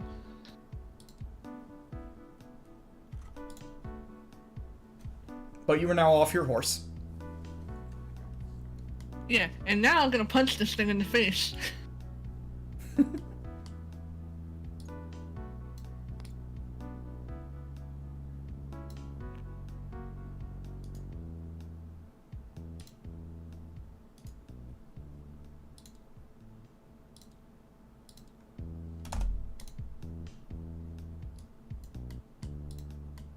Does 17 hit?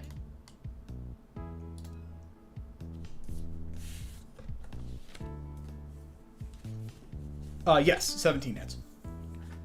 Then both attacks would hit.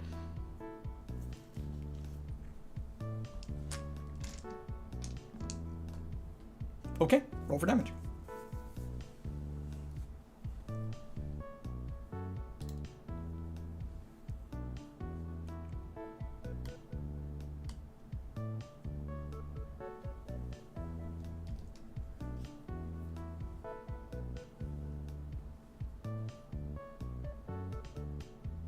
$15, and those are both also magical. 15 total? Yep.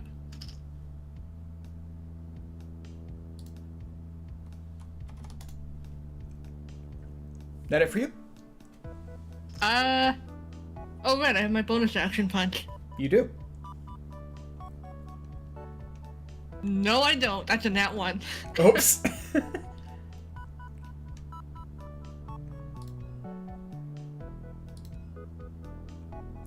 When I replaced your miniature, you got displaced, so oops. Janora is now first in the initiative order, and now it'll be Warg 2's turn, I think.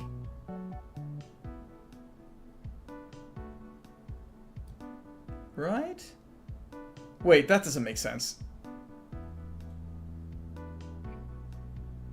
Janora was below Alistair, right? No, I was. No, for right before me. Yeah. Oh, okay.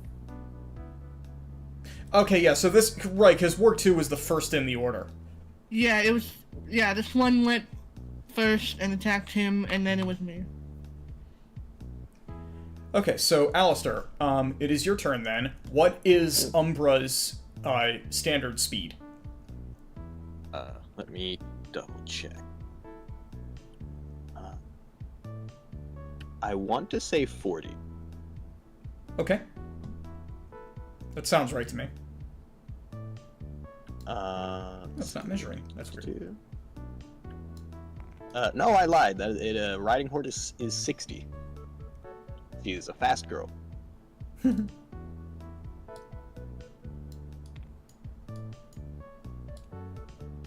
you're telling me I have to actually measure a distance?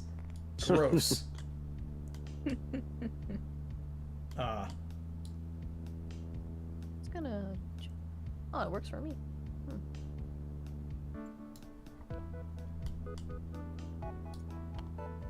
Alright, now, sensing that, Umbra is running away, rightfully so, can I jump off of her while I'm around, like, here-ish? Yes, make an acrobatics check. Okie dokie. You will incidentally also take 2 opportunity attacks from the wargs. So, I will roll those.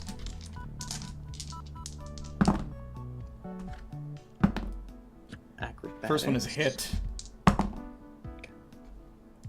Second one is a 18. No, that's a miss.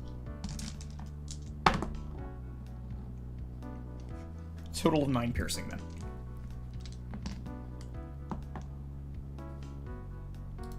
Alrighty, and I rolled an 18 for my acrobatics. Yep, you're good. Place yourself anywhere along that path of movement that you like. Okay, let's see. I'm going to move this little dot and say that that is Umbra, and we're just gonna pretend that Alistair is Yeah, not fair on enough. the horse for easy sake. Alrighty. Anything else for you? Yeah, did that take an action for me to jump off of her? Yes. Okie dokie. In that case... You know what, I would actually, based on the way that it happened, I'm gonna say probably a reaction.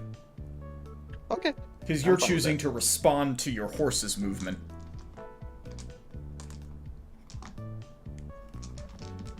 Alrighty. In that case, these bastards have angered me and made me take actual damage, and I don't like that. So it's time for Werewolf Alistair to come out.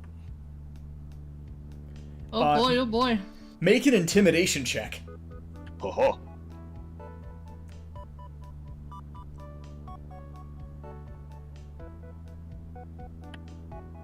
Ah, yes, a straight roll. It was a good straight roll. 19. Okay. Alistair, you transform into your hybrid form, and as you do so, the other werewolves notice immediately, and the one up here with the rifle shouts to the others, "Boys, stop!" It then addresses you, and, and says, "All right, Padfoot. What clan are you from?"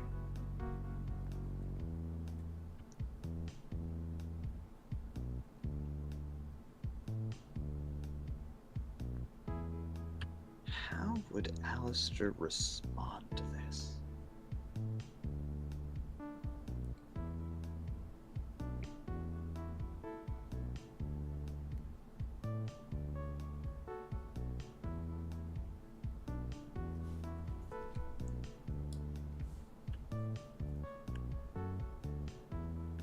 I'm of the Crimson Wolves, not of this land, not of Barovia.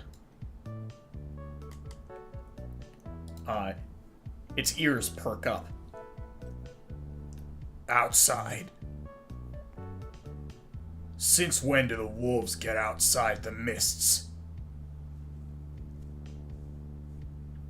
It's something I would very much like to find out.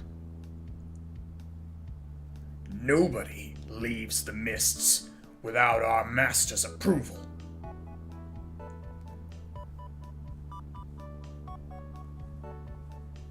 I'll say it again. Who do you serve? No lies this time. If you're asking if I serve that undead in the castle, your answer's no. Well, if you're no friend to our lord, then you're no friend to us. Kill him, boys! The fight continues. Hooray! Hey! The wargs have angered me. I will deal with the werewolves later. Hello, I'm back. Okay, dokie.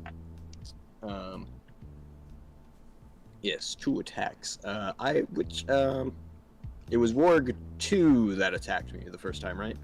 Yeah. Okay, then 2 attacks at Ward 2.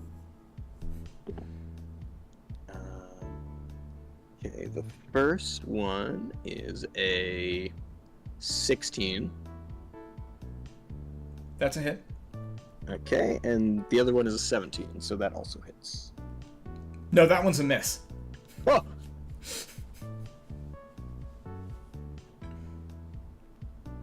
Pack tactics?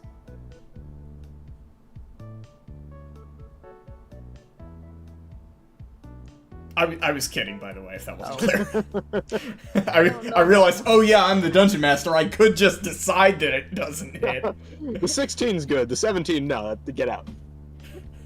They can only be hit by even numbers. I couldn't hear the cap at the end of your statement. Sorry. You're 17, no, but the 2 hits. Alright, what am I... so that's a 5 plus 5, and then a 7 plus 5, so that's 22 slashing, Jeez. and 8 lightning. You drive your sword into the wolf and cut clean through its aorta or something. It's straight up dead. Yay. Revenge! Okie dokie. Oh, I could have actually used my reaction, but I already used it, so. True. Now that it is out of spears, this werewolf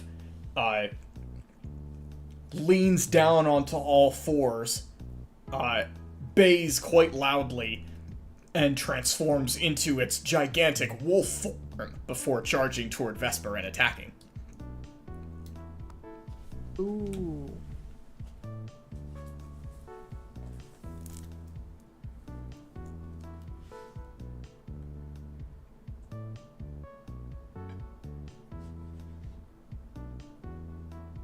I am going to be a coward and use my Cosmic Omen Bow as essentially a maybe shield. I'm gonna reduce its attack.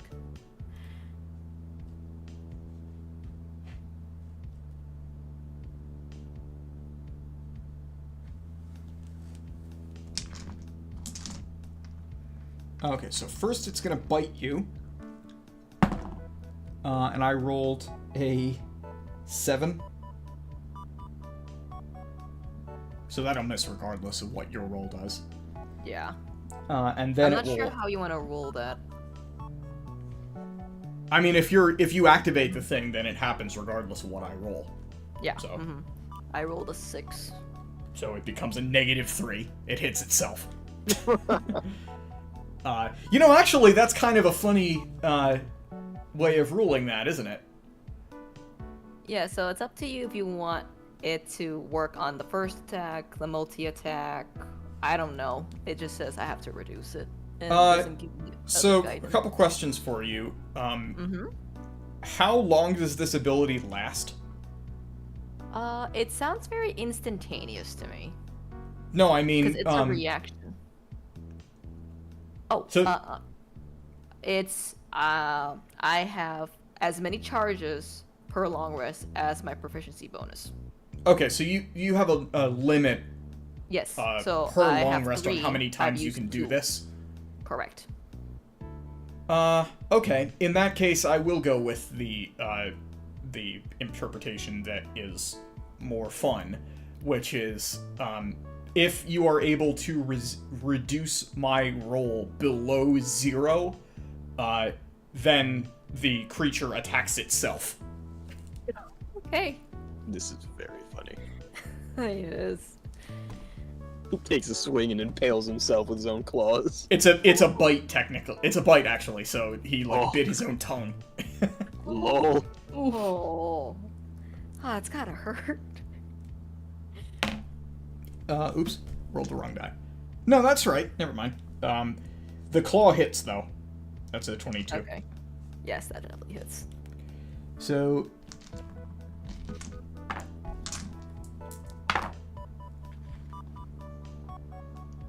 7 slashing damage from the claws. Okay. And it takes 4 piercing damage from its own bite.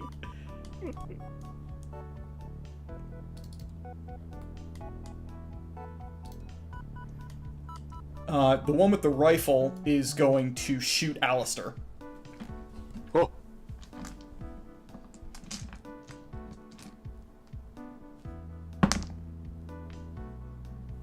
On what's their dex?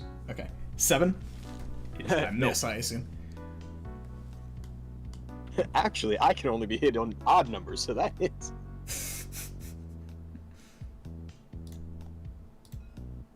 Okay, Alistair. Oh boy.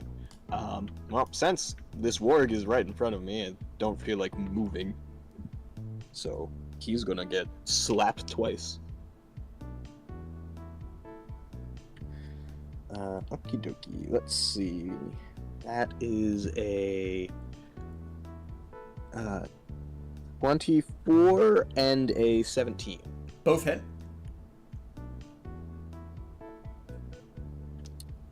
Right.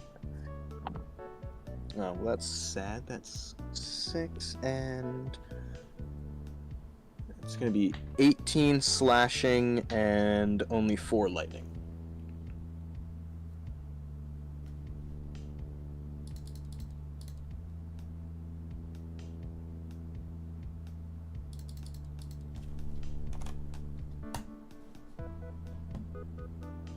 That it for you? Yes. This warg is going to attack Genora. But first, it's going to attempt to grapple you. And because it is large and you are small, it has advantage. So you can... Medium. Oh, you're medium? Yeah. Oh, okay. Sorry. Dwarves are not small, good sir. Sorry, I thought dwarves were small, because they're short. It still tries to grapple you. So you can respond with either acrobatics or athletics to resist it. Oh boy.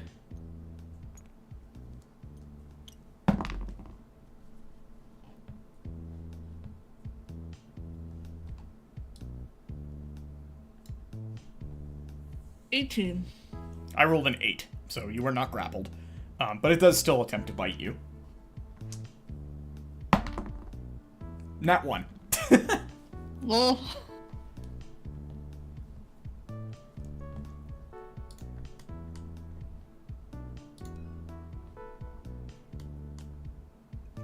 The one with the great axe, I forgot to roll his save to resist dropping the axe.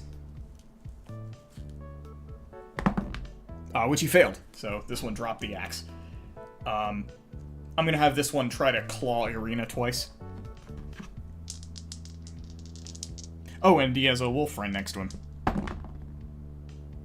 Miss. 2 misses with advantage. Good job.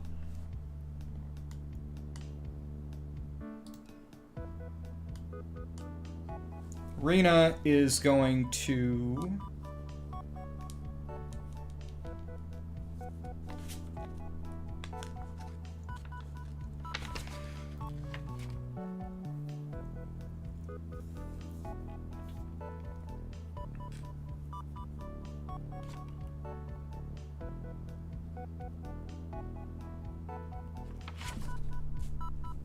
I think she'll just attack twice. Against the werewolf, because it's more threatening. Hit. On both.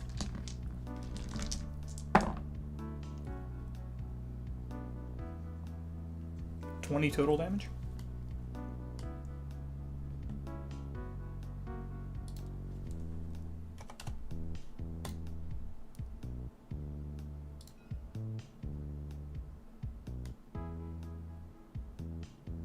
Vesper's turn.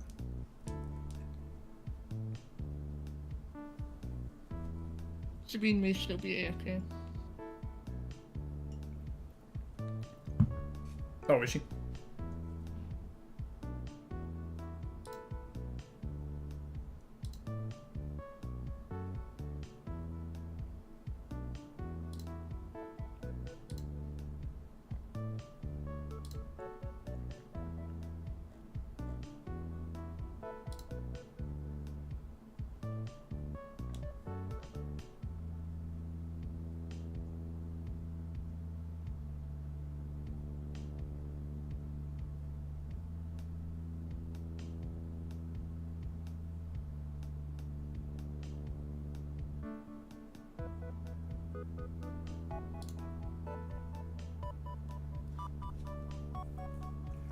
While we are waiting for Vesper to come back, then we can have the Keeper of the Feather do his thing.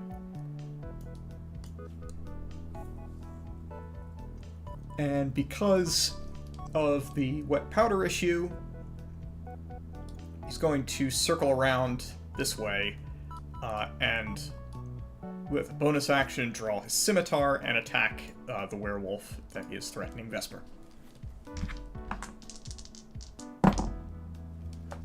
That's a hit.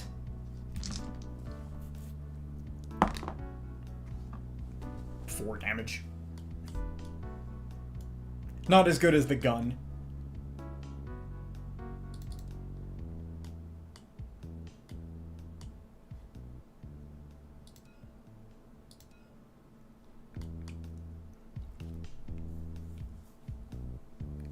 This warg will attack Alistair twice.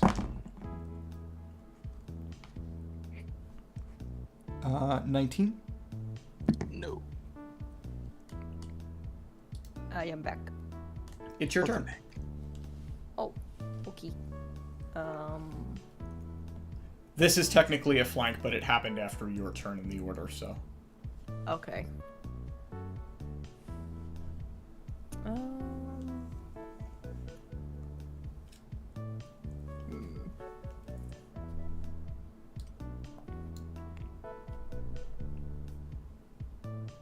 Also, this guy attacked the werewolf with the claws, so technically the guiding bolt should be gone. Okay, cool. This guy doesn't know enough about your, like, fighting style to, like, know to hold that for somebody else. That's fine. So, she's just doing whatever is the most, like, obviously advantageous tactically. Yes. Yeah, I am not good with melee. Okay. Is it an action or a bonus action to switch from the spear to the staff? Is there a reason you would want to switch to the staff from the spear? Because Shillelagh only works on a wooden weapon. The spear is made of wood. Oh. I was picturing, like, something else. It has like a wicked, like, barbed point on it. Okay. That's made of, like, old rusted iron, but Okay. the shaft of the spear is made of wood. Yeah, the point is you can shillelagh it if you want. Alright, in that case, I would like to cast Shillelagh on the Kavan spear, and then I'm going to try to stab the werewolf that is currently being flanked.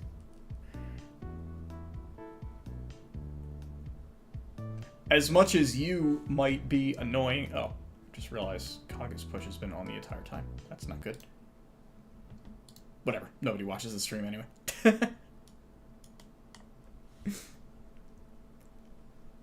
Anyway, what was I saying? Something about Kavan?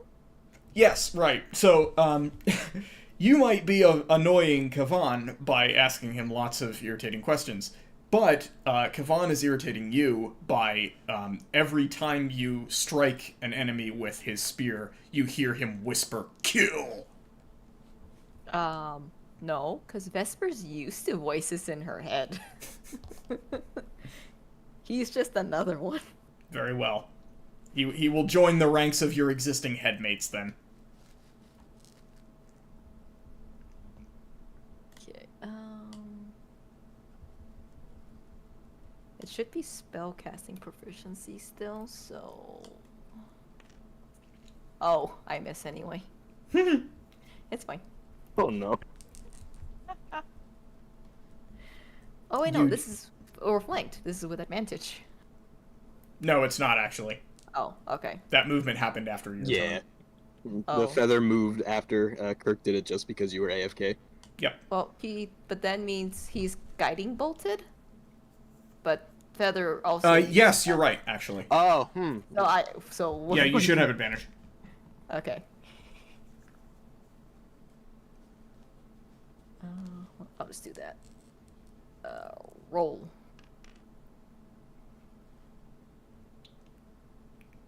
That's a hit. Okay. Then... Oh. Come on. Mouse, please. Oh, it is not a 45 bonus. So this will still add strength, I would think, Okay. right? Uh... How does Yeah, we can have what does that. Shillelagh do to damage? Shillelagh... Weapon die becomes 1d8. And I've just been using my wisdom modifier. Damage on Shillelagh should still come from whatever stat is appropriate for the weapon, so it should still be strength. Okay, in that case, I rolled a 6. It's still a D8. That part is true. Okay.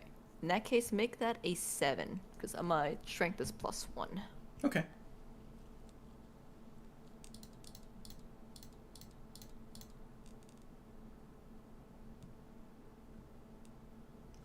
I think allowing you to shillelagh the spear is slightly bending the rules, but I also want you to be able to use the cool weapon that is, like, attuned to your character for plot reasons.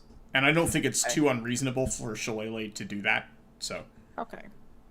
that's how we're playing things. Sounds good to me.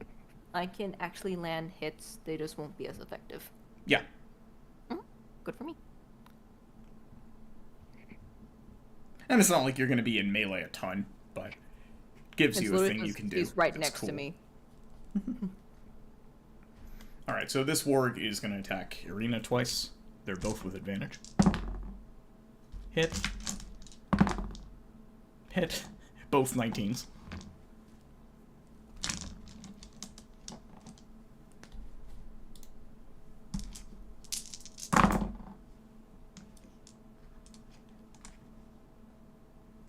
She takes a total of 14 piercing damage. Ouch.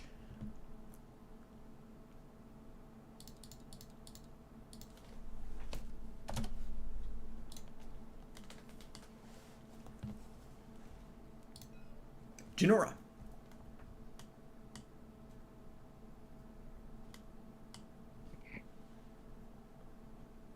Alright, time to fuck up this work. Hopefully.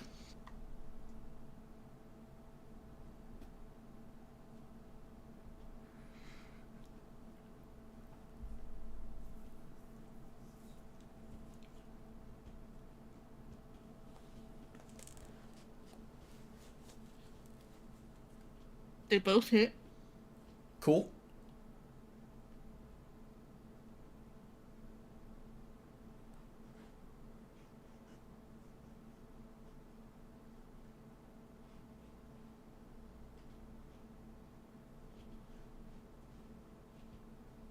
$11 damage.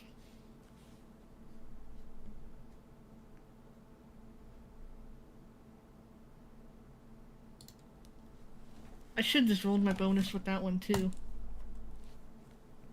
Oh. I guess it's the same to hit.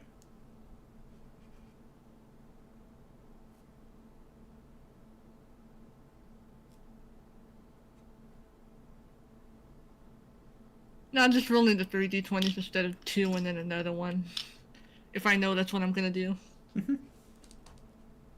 Well, you don't Also, lose that one now. also hits. Good.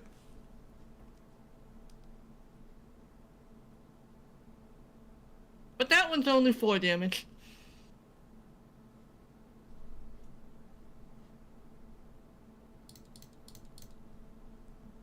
Okay. Anything else? Nope. Cool.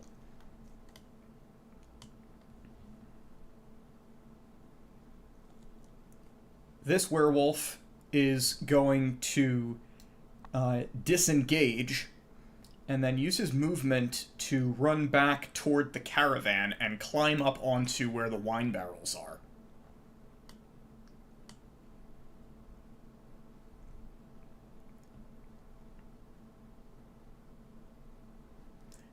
You hear the were-raven shout, "He's going after the wine!"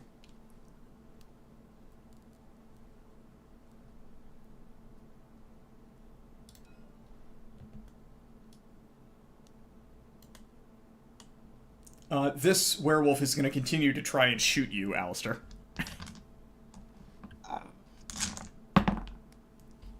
And continues to roll poorly. Misses again. Hooray! Alistair, it's your turn. Okie dokie. How's that warg looking? Make a nature check. Okie dokie. Am I good at that? I think I'm okay at it. Oh no, I'm good at survival, not nature. Oh well, we'll try.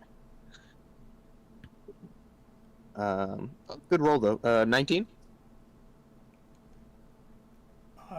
It's been badly hurt, but it's not dead. Alright, I'll only throw one attack at it for now, because if not, I'm gonna go after the other werewolf attacking the wine. Okay, for now, one attack. 22 to hit? Yep. Alrighty. That's gonna be... Ooh, that's nice. 11 slashing and 6 lightning.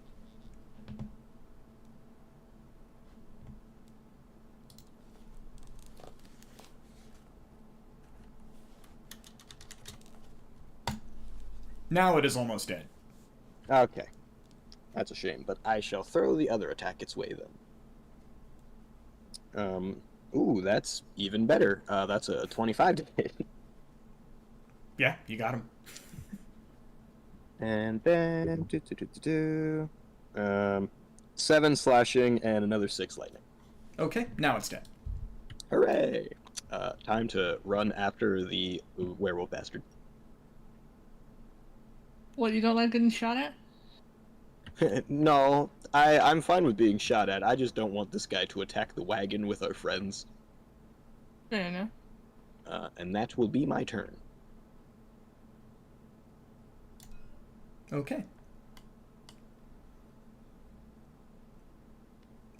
This wolf is able to get to this position without provoking an attack of opportunity, which allows it to attack Alistair with advantage.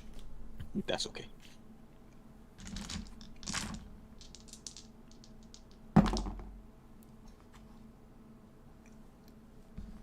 $16, 23. 23 yes, 16 no.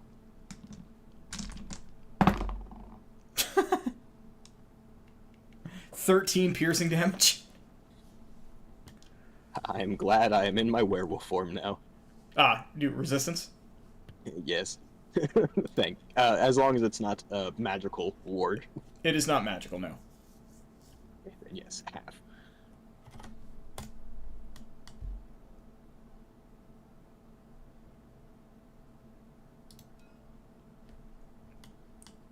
This guy is going to use an action to pick up its great axe again. And then it'll make a single attack against Arena. Miss. Nope, we lost Alistair. You're back. That was weird. What happened? I don't know. Okay. It just disconnected for some reason. Irina is going to disengage and try to defend the caravan.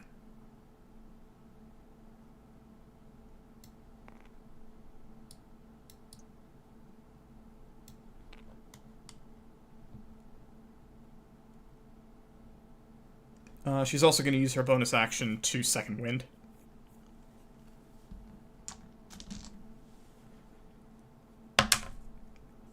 She rolled a 1. She heals 6. Ooh.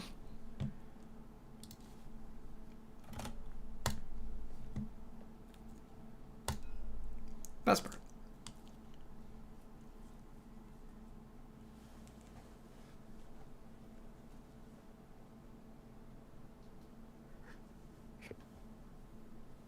Hey, we are definitely in a kerfuffle. What can I do?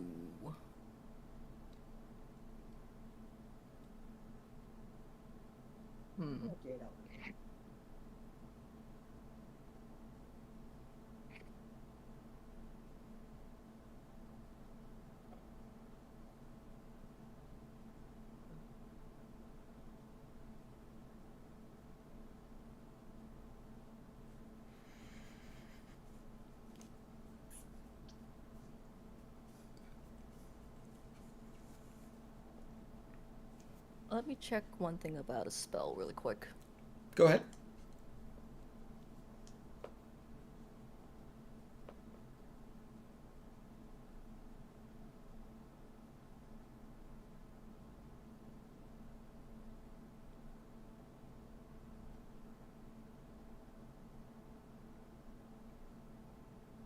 Okay, yep, I'm doing that. The gang's all here. Everyone's kind of a bit beat up. So I'm going to cast Aura of Vitality. Ooh, Ah. that sounds fun. So I get an aura around me, a 30-meter radius, and as a bonus action, a creature within my aura, I can roll 2d6 HP to get their health back up. Okay.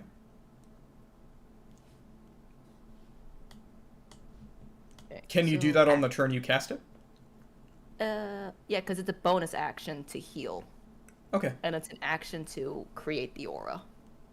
And I assume concentration? Yep. So,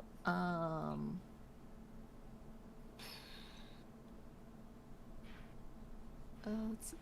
Yeah, I'm gonna help Alistair. Or do you think I should help Irina instead, you guys?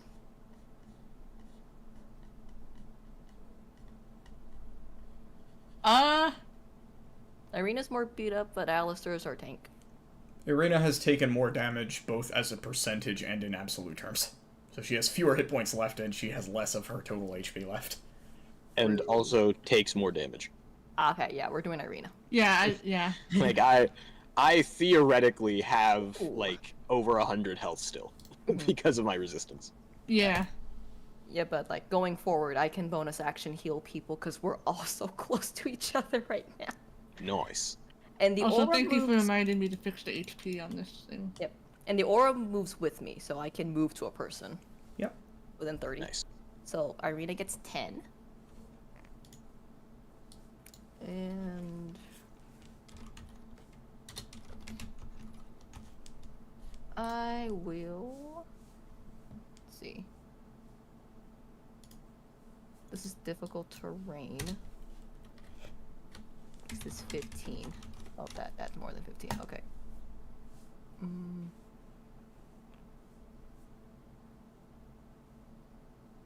Yeah, I'll stand my ground here. Good plan.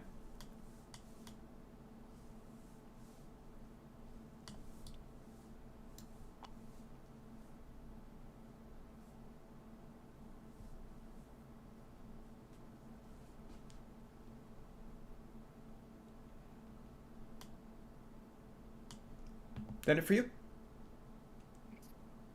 Yes, that is it for me. Okay.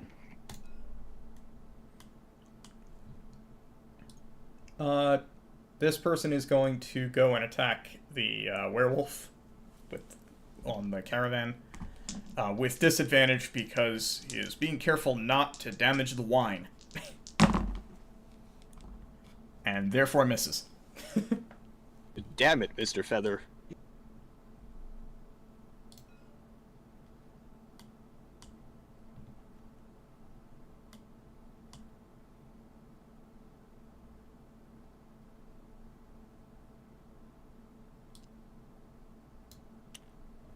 Prepare to get warged. Ah! So Vesper will take 2 attacks. 13 and a 20. 13 misses, 20 hits. Okay.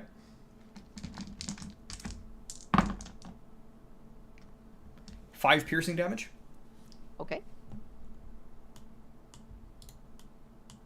And because you are pounced, you will need to make a strength save. Alright.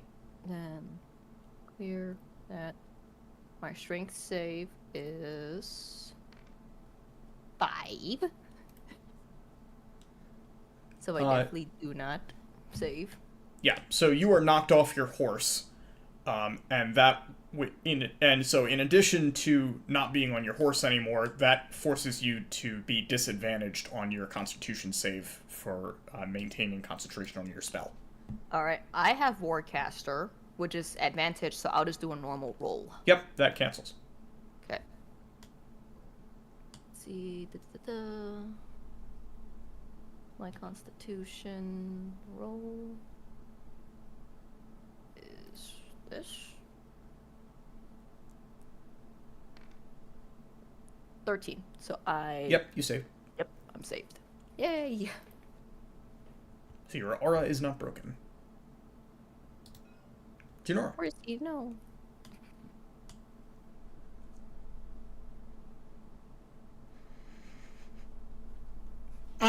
Question. Yeah. Would it be an action or a bonus action to load a different bullet into my gun?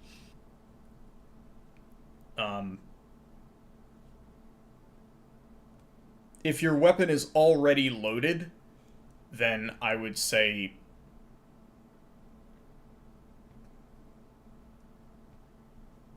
do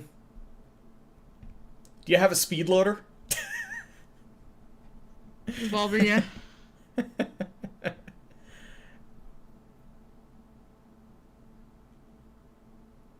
Bonus action?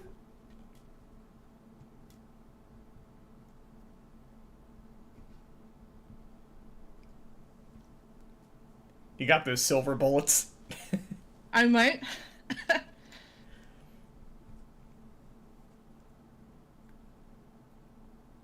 Because then if that's the case, I'll spend my bonus action to load one and shoot this motherfucker over here. Okay. You're shooting while threatened, so that'll be a disadvantage. That's fair.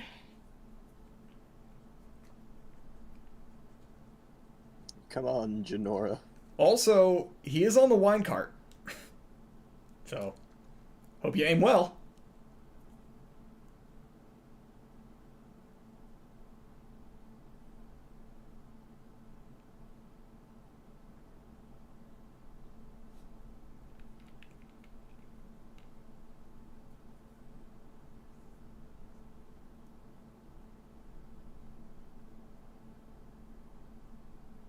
I'm one of those who's in that 20 rip. But that one was still 17, not counting my bonuses. Fortunately for you, that hits.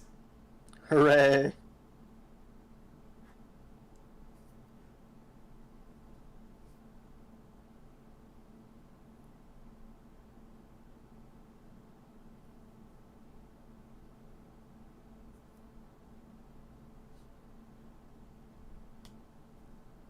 Eight damage.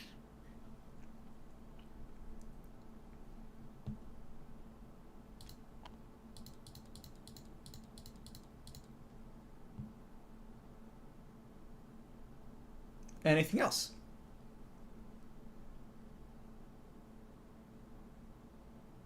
I'll use my second attack to punch the warg right by me. Okay.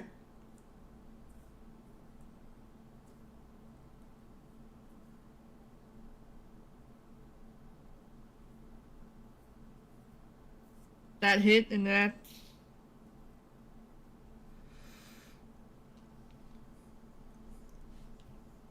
8.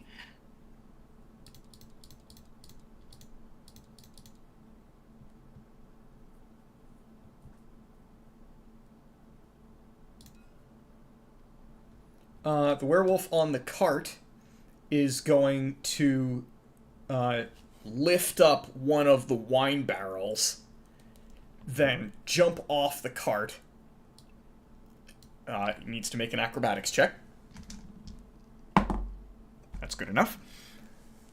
And is then going to attempt to flee. So he will disengage and then run away at his speed.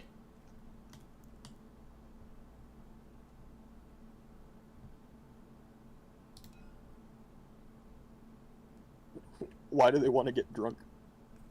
The one with the rifle tosses the rifle aside and transforms into its wolf form. And then uses a full move to get up here. Alistair. That right bastard took the wine. I will face an opportunity attack and chase after the bastard. Miss? Okie dokie. 2 attacks are levied at this werewolf bastard.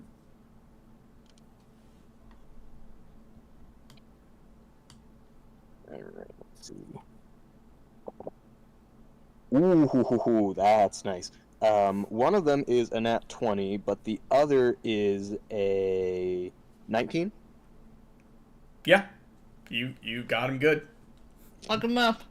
Let me do the nat 20 first. 5 plus 5 plus 5. Okay, so that's 15 slashing and 9 lightning. That's a lot. And then the second attack is... Oh, that's not my character sheet. So, That's- before you deliver your second strike, the werewolf drops the barrel of wine, which falls to the ground. Fortunately, the ground is like snow and grass, so it cushions the fall and doesn't break the barrel. But this werewolf says, all right, I surrender. Just let us go.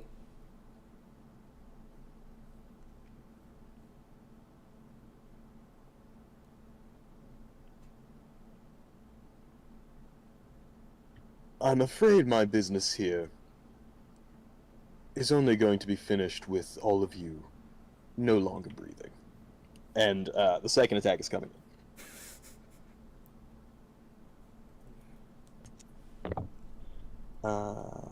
Oh wait, I already rolled. Why did I roll again? It was a 11 slashing and 5 lightning. You cut his head off. Hooray! Oh boy.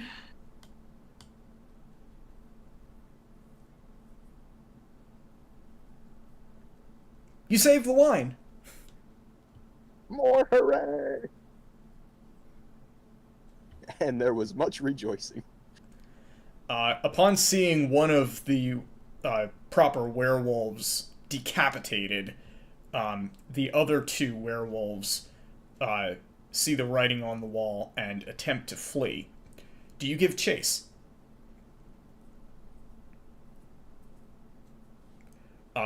Irina is entirely exhausted and is not going to pursue.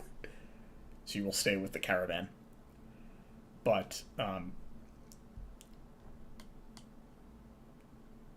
oh, actually, yeah, so none of you are still mounted, right? Other No. than Irina? Correct. Yeah, I got knocked off my horse. I properly dismounted. Umbra's over here somewhere. In that, so because of that, the other werewolves are able to flee Damn it. faster than you can pursue. in But your I was current gonna condition. introduce them to a different kind of moon.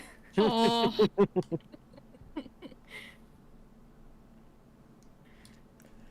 Okay. Goodbye, werewolf. Having defeated the werewolf ambush, what do you do now?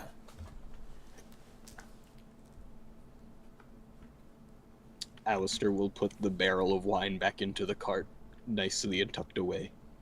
Mm.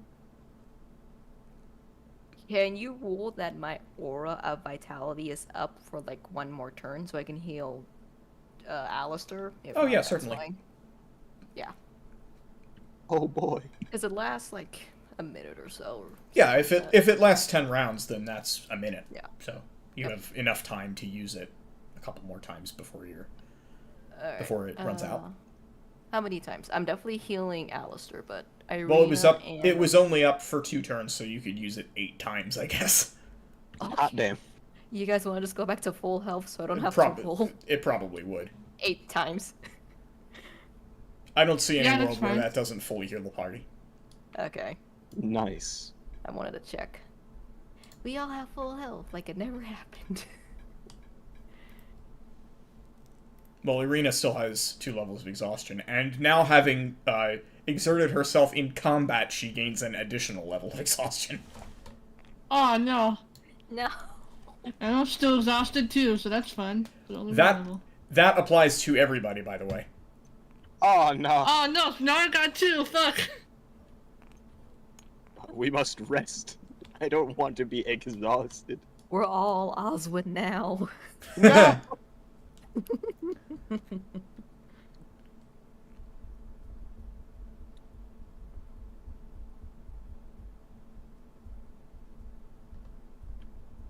So I think per my statements on the rules for this, is it a short rest clears 1 level of exhaustion as long as you're under like reasonably safe conditions, and a Yep. long rest I believe so, yeah. a long rest in safety clears all levels of exhaustion. Yes, I believe so. Okay.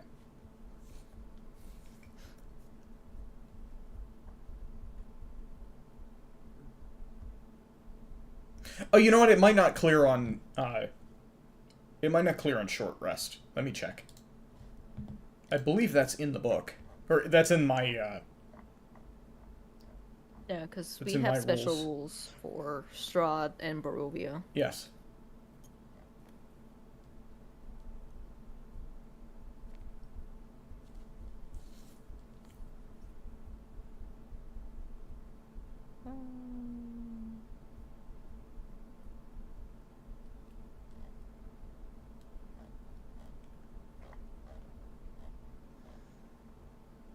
It is not specifically in the document.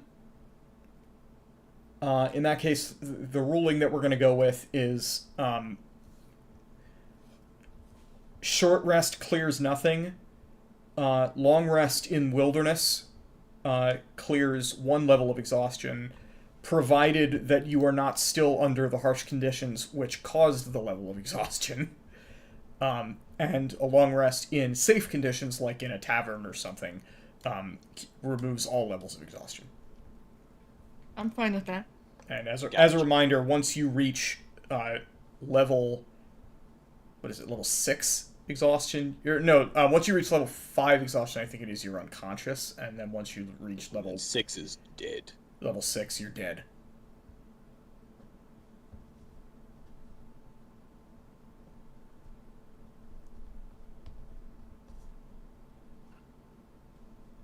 Just to simplify it, because I think that the default system goes from 1 to 10, and they like all do different things. I Which is- thought it was 6 too for the default. But it's been a while. Oh, it might be.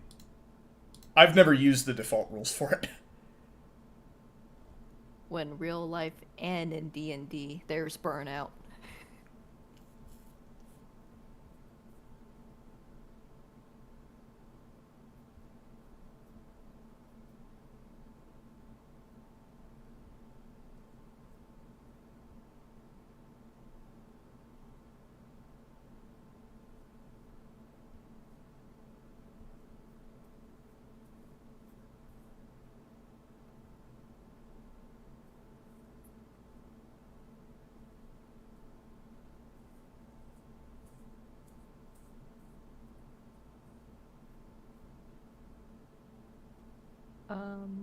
Did any of the wine barrels break at all? And is everyone okay in the caravan? The wine is intact, and the members of the caravan are uninjured, although the were-raven who's been escorting with you is a little bit the worse for wear. She's I- mostly concerned and irritated that her gunpowder is useless. I will hand her some good berries. Because no one else wants to eat them. She seems very confused as to why you would give her rotten fruit. They're helpful for healing. Also, give me some credit. I have eaten them before. Yeah, we've technically eaten them. We just don't want to. Alistair will look over to the feather.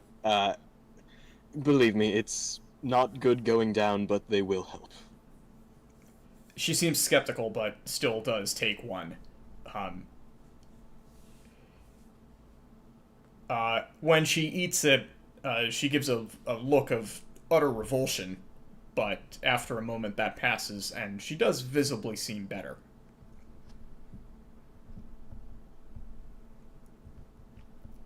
Begrudgingly, she thanks you.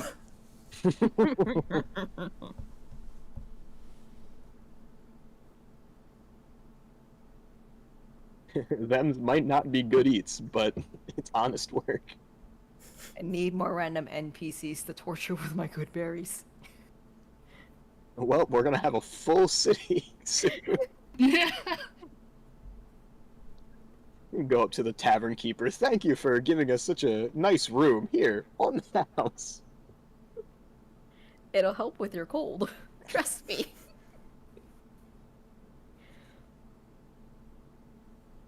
It's also good for seasonal allergies.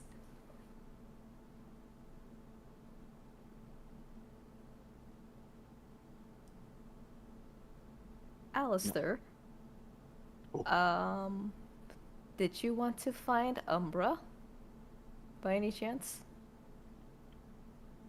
Yes. I presumed we would have, but if Kirk wants to do a little thing, I can find her. I was comfortable enough just assuming you would go wrangle your horses afterward. Okie dokie.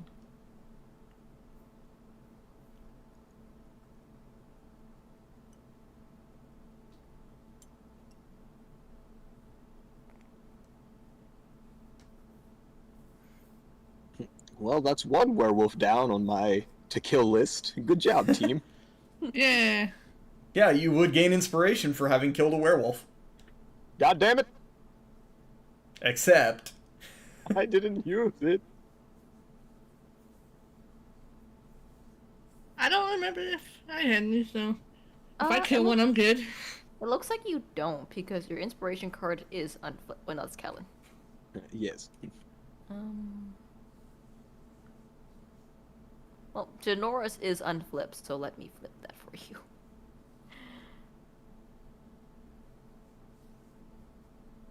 Congrats, you have inspiration.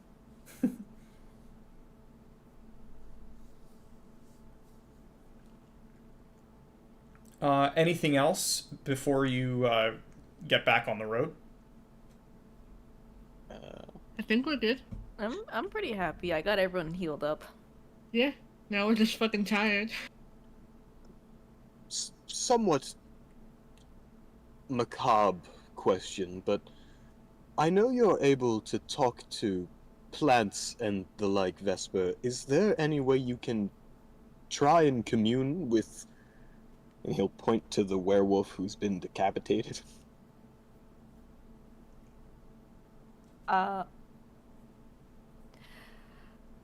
Vesper is going to look at Alistair like he's the weird one and say, the animal has to be alive first.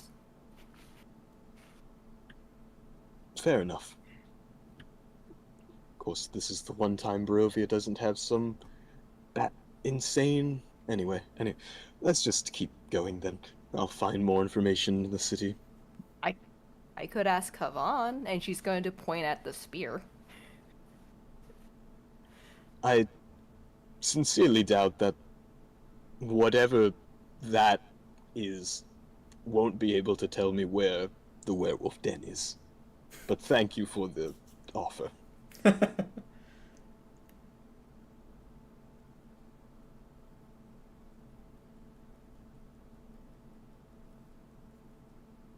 Well, hold on. I could talk to the plants. You have speak with plants. I have it prepared. Okay. Because it's something Vesper would have prepared, even though it doesn't make sense to have it prepared. Sure. What questions what do you have to ask the plants? Alistair, could you give me a list of questions you would like to ask the plant? Well, I guess if the plant could have felt where the werewolves came from, that could at least give us a general direction to look. Alright, eeny, meeny, miny. I'm gonna ask this plant. The shrub. Very well. You ask this large evergreen tree, have you seen where the werewolves came from? Because it's a tree, it speaks to you in an extraordinarily long-winded fashion, and it takes upwards of 15 minutes of nothing for the tree to finally indicate where it thinks the wolves may have come from. So, for several excruciating minutes of utter tedium, your reward is you will have advantage on any survival check to attempt to track down the werewolves to their lair. Nice. I love it. We sat here cold and tired for Vesper to talk to a tree, and that's what we did. Well, it's better than nothing. Thank you, Vesper. He was actually quite nice to talk to. A lot of gossip about the other trees. That's lovely. Well, shall we, No. Oh no. He's just gonna cut that short, turn to the Martikovs. Shall we get this show on the road? Sooner the better. Then away we go. Vesper's just going to occasionally point at a tree or a shrub every few minutes and go, and that person did that. Oh no. We all get another point of exhaustion.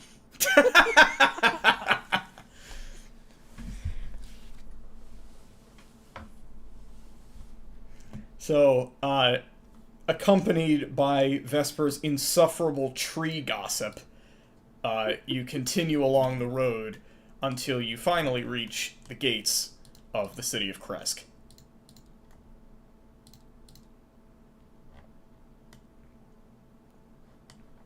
Which locations do I have this for? Yeah, okay. Cool, good.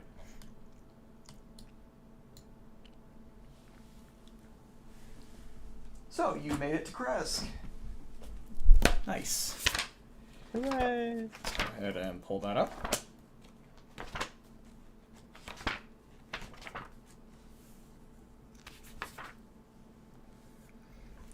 The air grows even colder as you approach the walled settlement. Two square towers with peaked roofs flank a stone archway into which is set a pair of 12-foot-tall iron-bound wooden doors. Carved into the arch above the doors is a name, Kresk. The walls that extend from the gatehouse are 20 feet high. Atop the parapet you can see four figures, wearing fur hats and bearing down upon you with their rifles. They watch you nervously. As your caravan approaches, one of them shouts down to you All right, don't come any closer. Who are you? What do you want?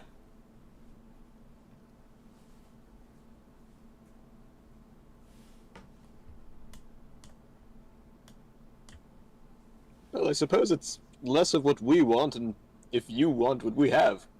I'll gesture to the caravan with the Mardikovs. And wine. No games. Speak plainly. We have a wine delivery. You hear some murmuring. And then the guard returns. Hold there. Don't move an inch. Don't move an inch, understand? Alistair will go to give a thumbs up and then go, oh, and put his thumb down. After several minutes of nervously being aimed at by several guards, finally the large wooden doors creak open. The sound echoes through the night, and several more very well armed and heavily armored guards march out toward you. One of them, apparently the head of the captain of the watch, approaches you, Alistair, since you spoke up. All right, you. Haven't seen you before. What's your name? Alistair Sorahana. What's your business here in Kresk? As I said to your guard, we are delivering this wine casket from the winery. Yes, I see. We'll have to inspect it. But first, unexpectedly, the guard draws a dagger from his belt and hands it to you. Or at least he reaches out, gesturing for you to take it.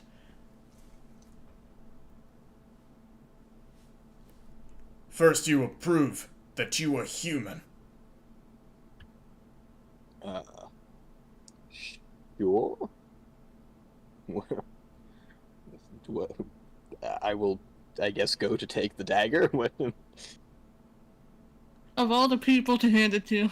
Oh no.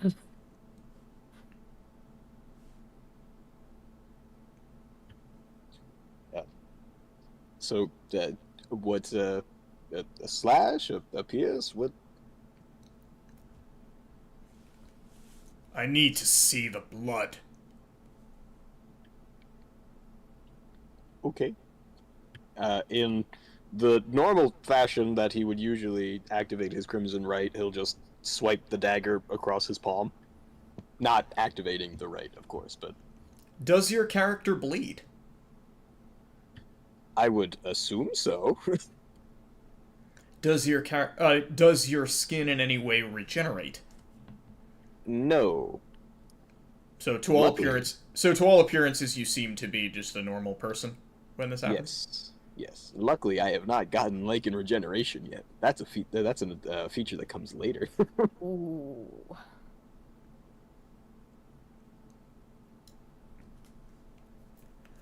Very well. The guard looks skeptical and still quite suspicious, but begrudgingly he moves on and indicates that everyone else in the company must repeat this test. Does everyone consent? I'm fine with it. Yes? Do they really make the child? Or what they presume to be a child? Yes.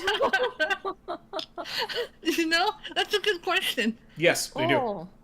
Okay. Oof. Nice. Here, small child. Go, do a crime. Stab yourself. Oh.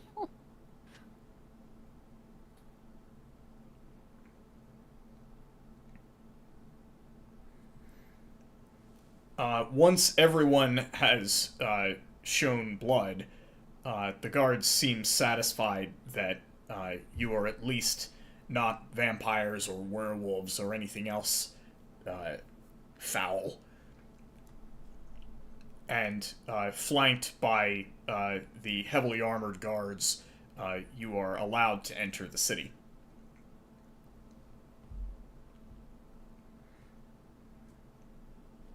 And that is where we will end things for tonight, and we'll pick up next time in Krisk. Sound good? Sounds good. Yeah. Good job. All right. Team. Thanks for hanging out, everybody. Good night, guys. Good night. Any XP? Yeah. We only killed one werewolf, but Yes, 700 XP.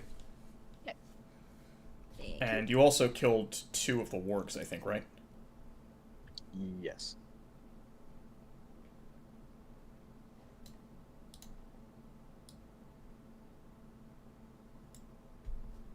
$400.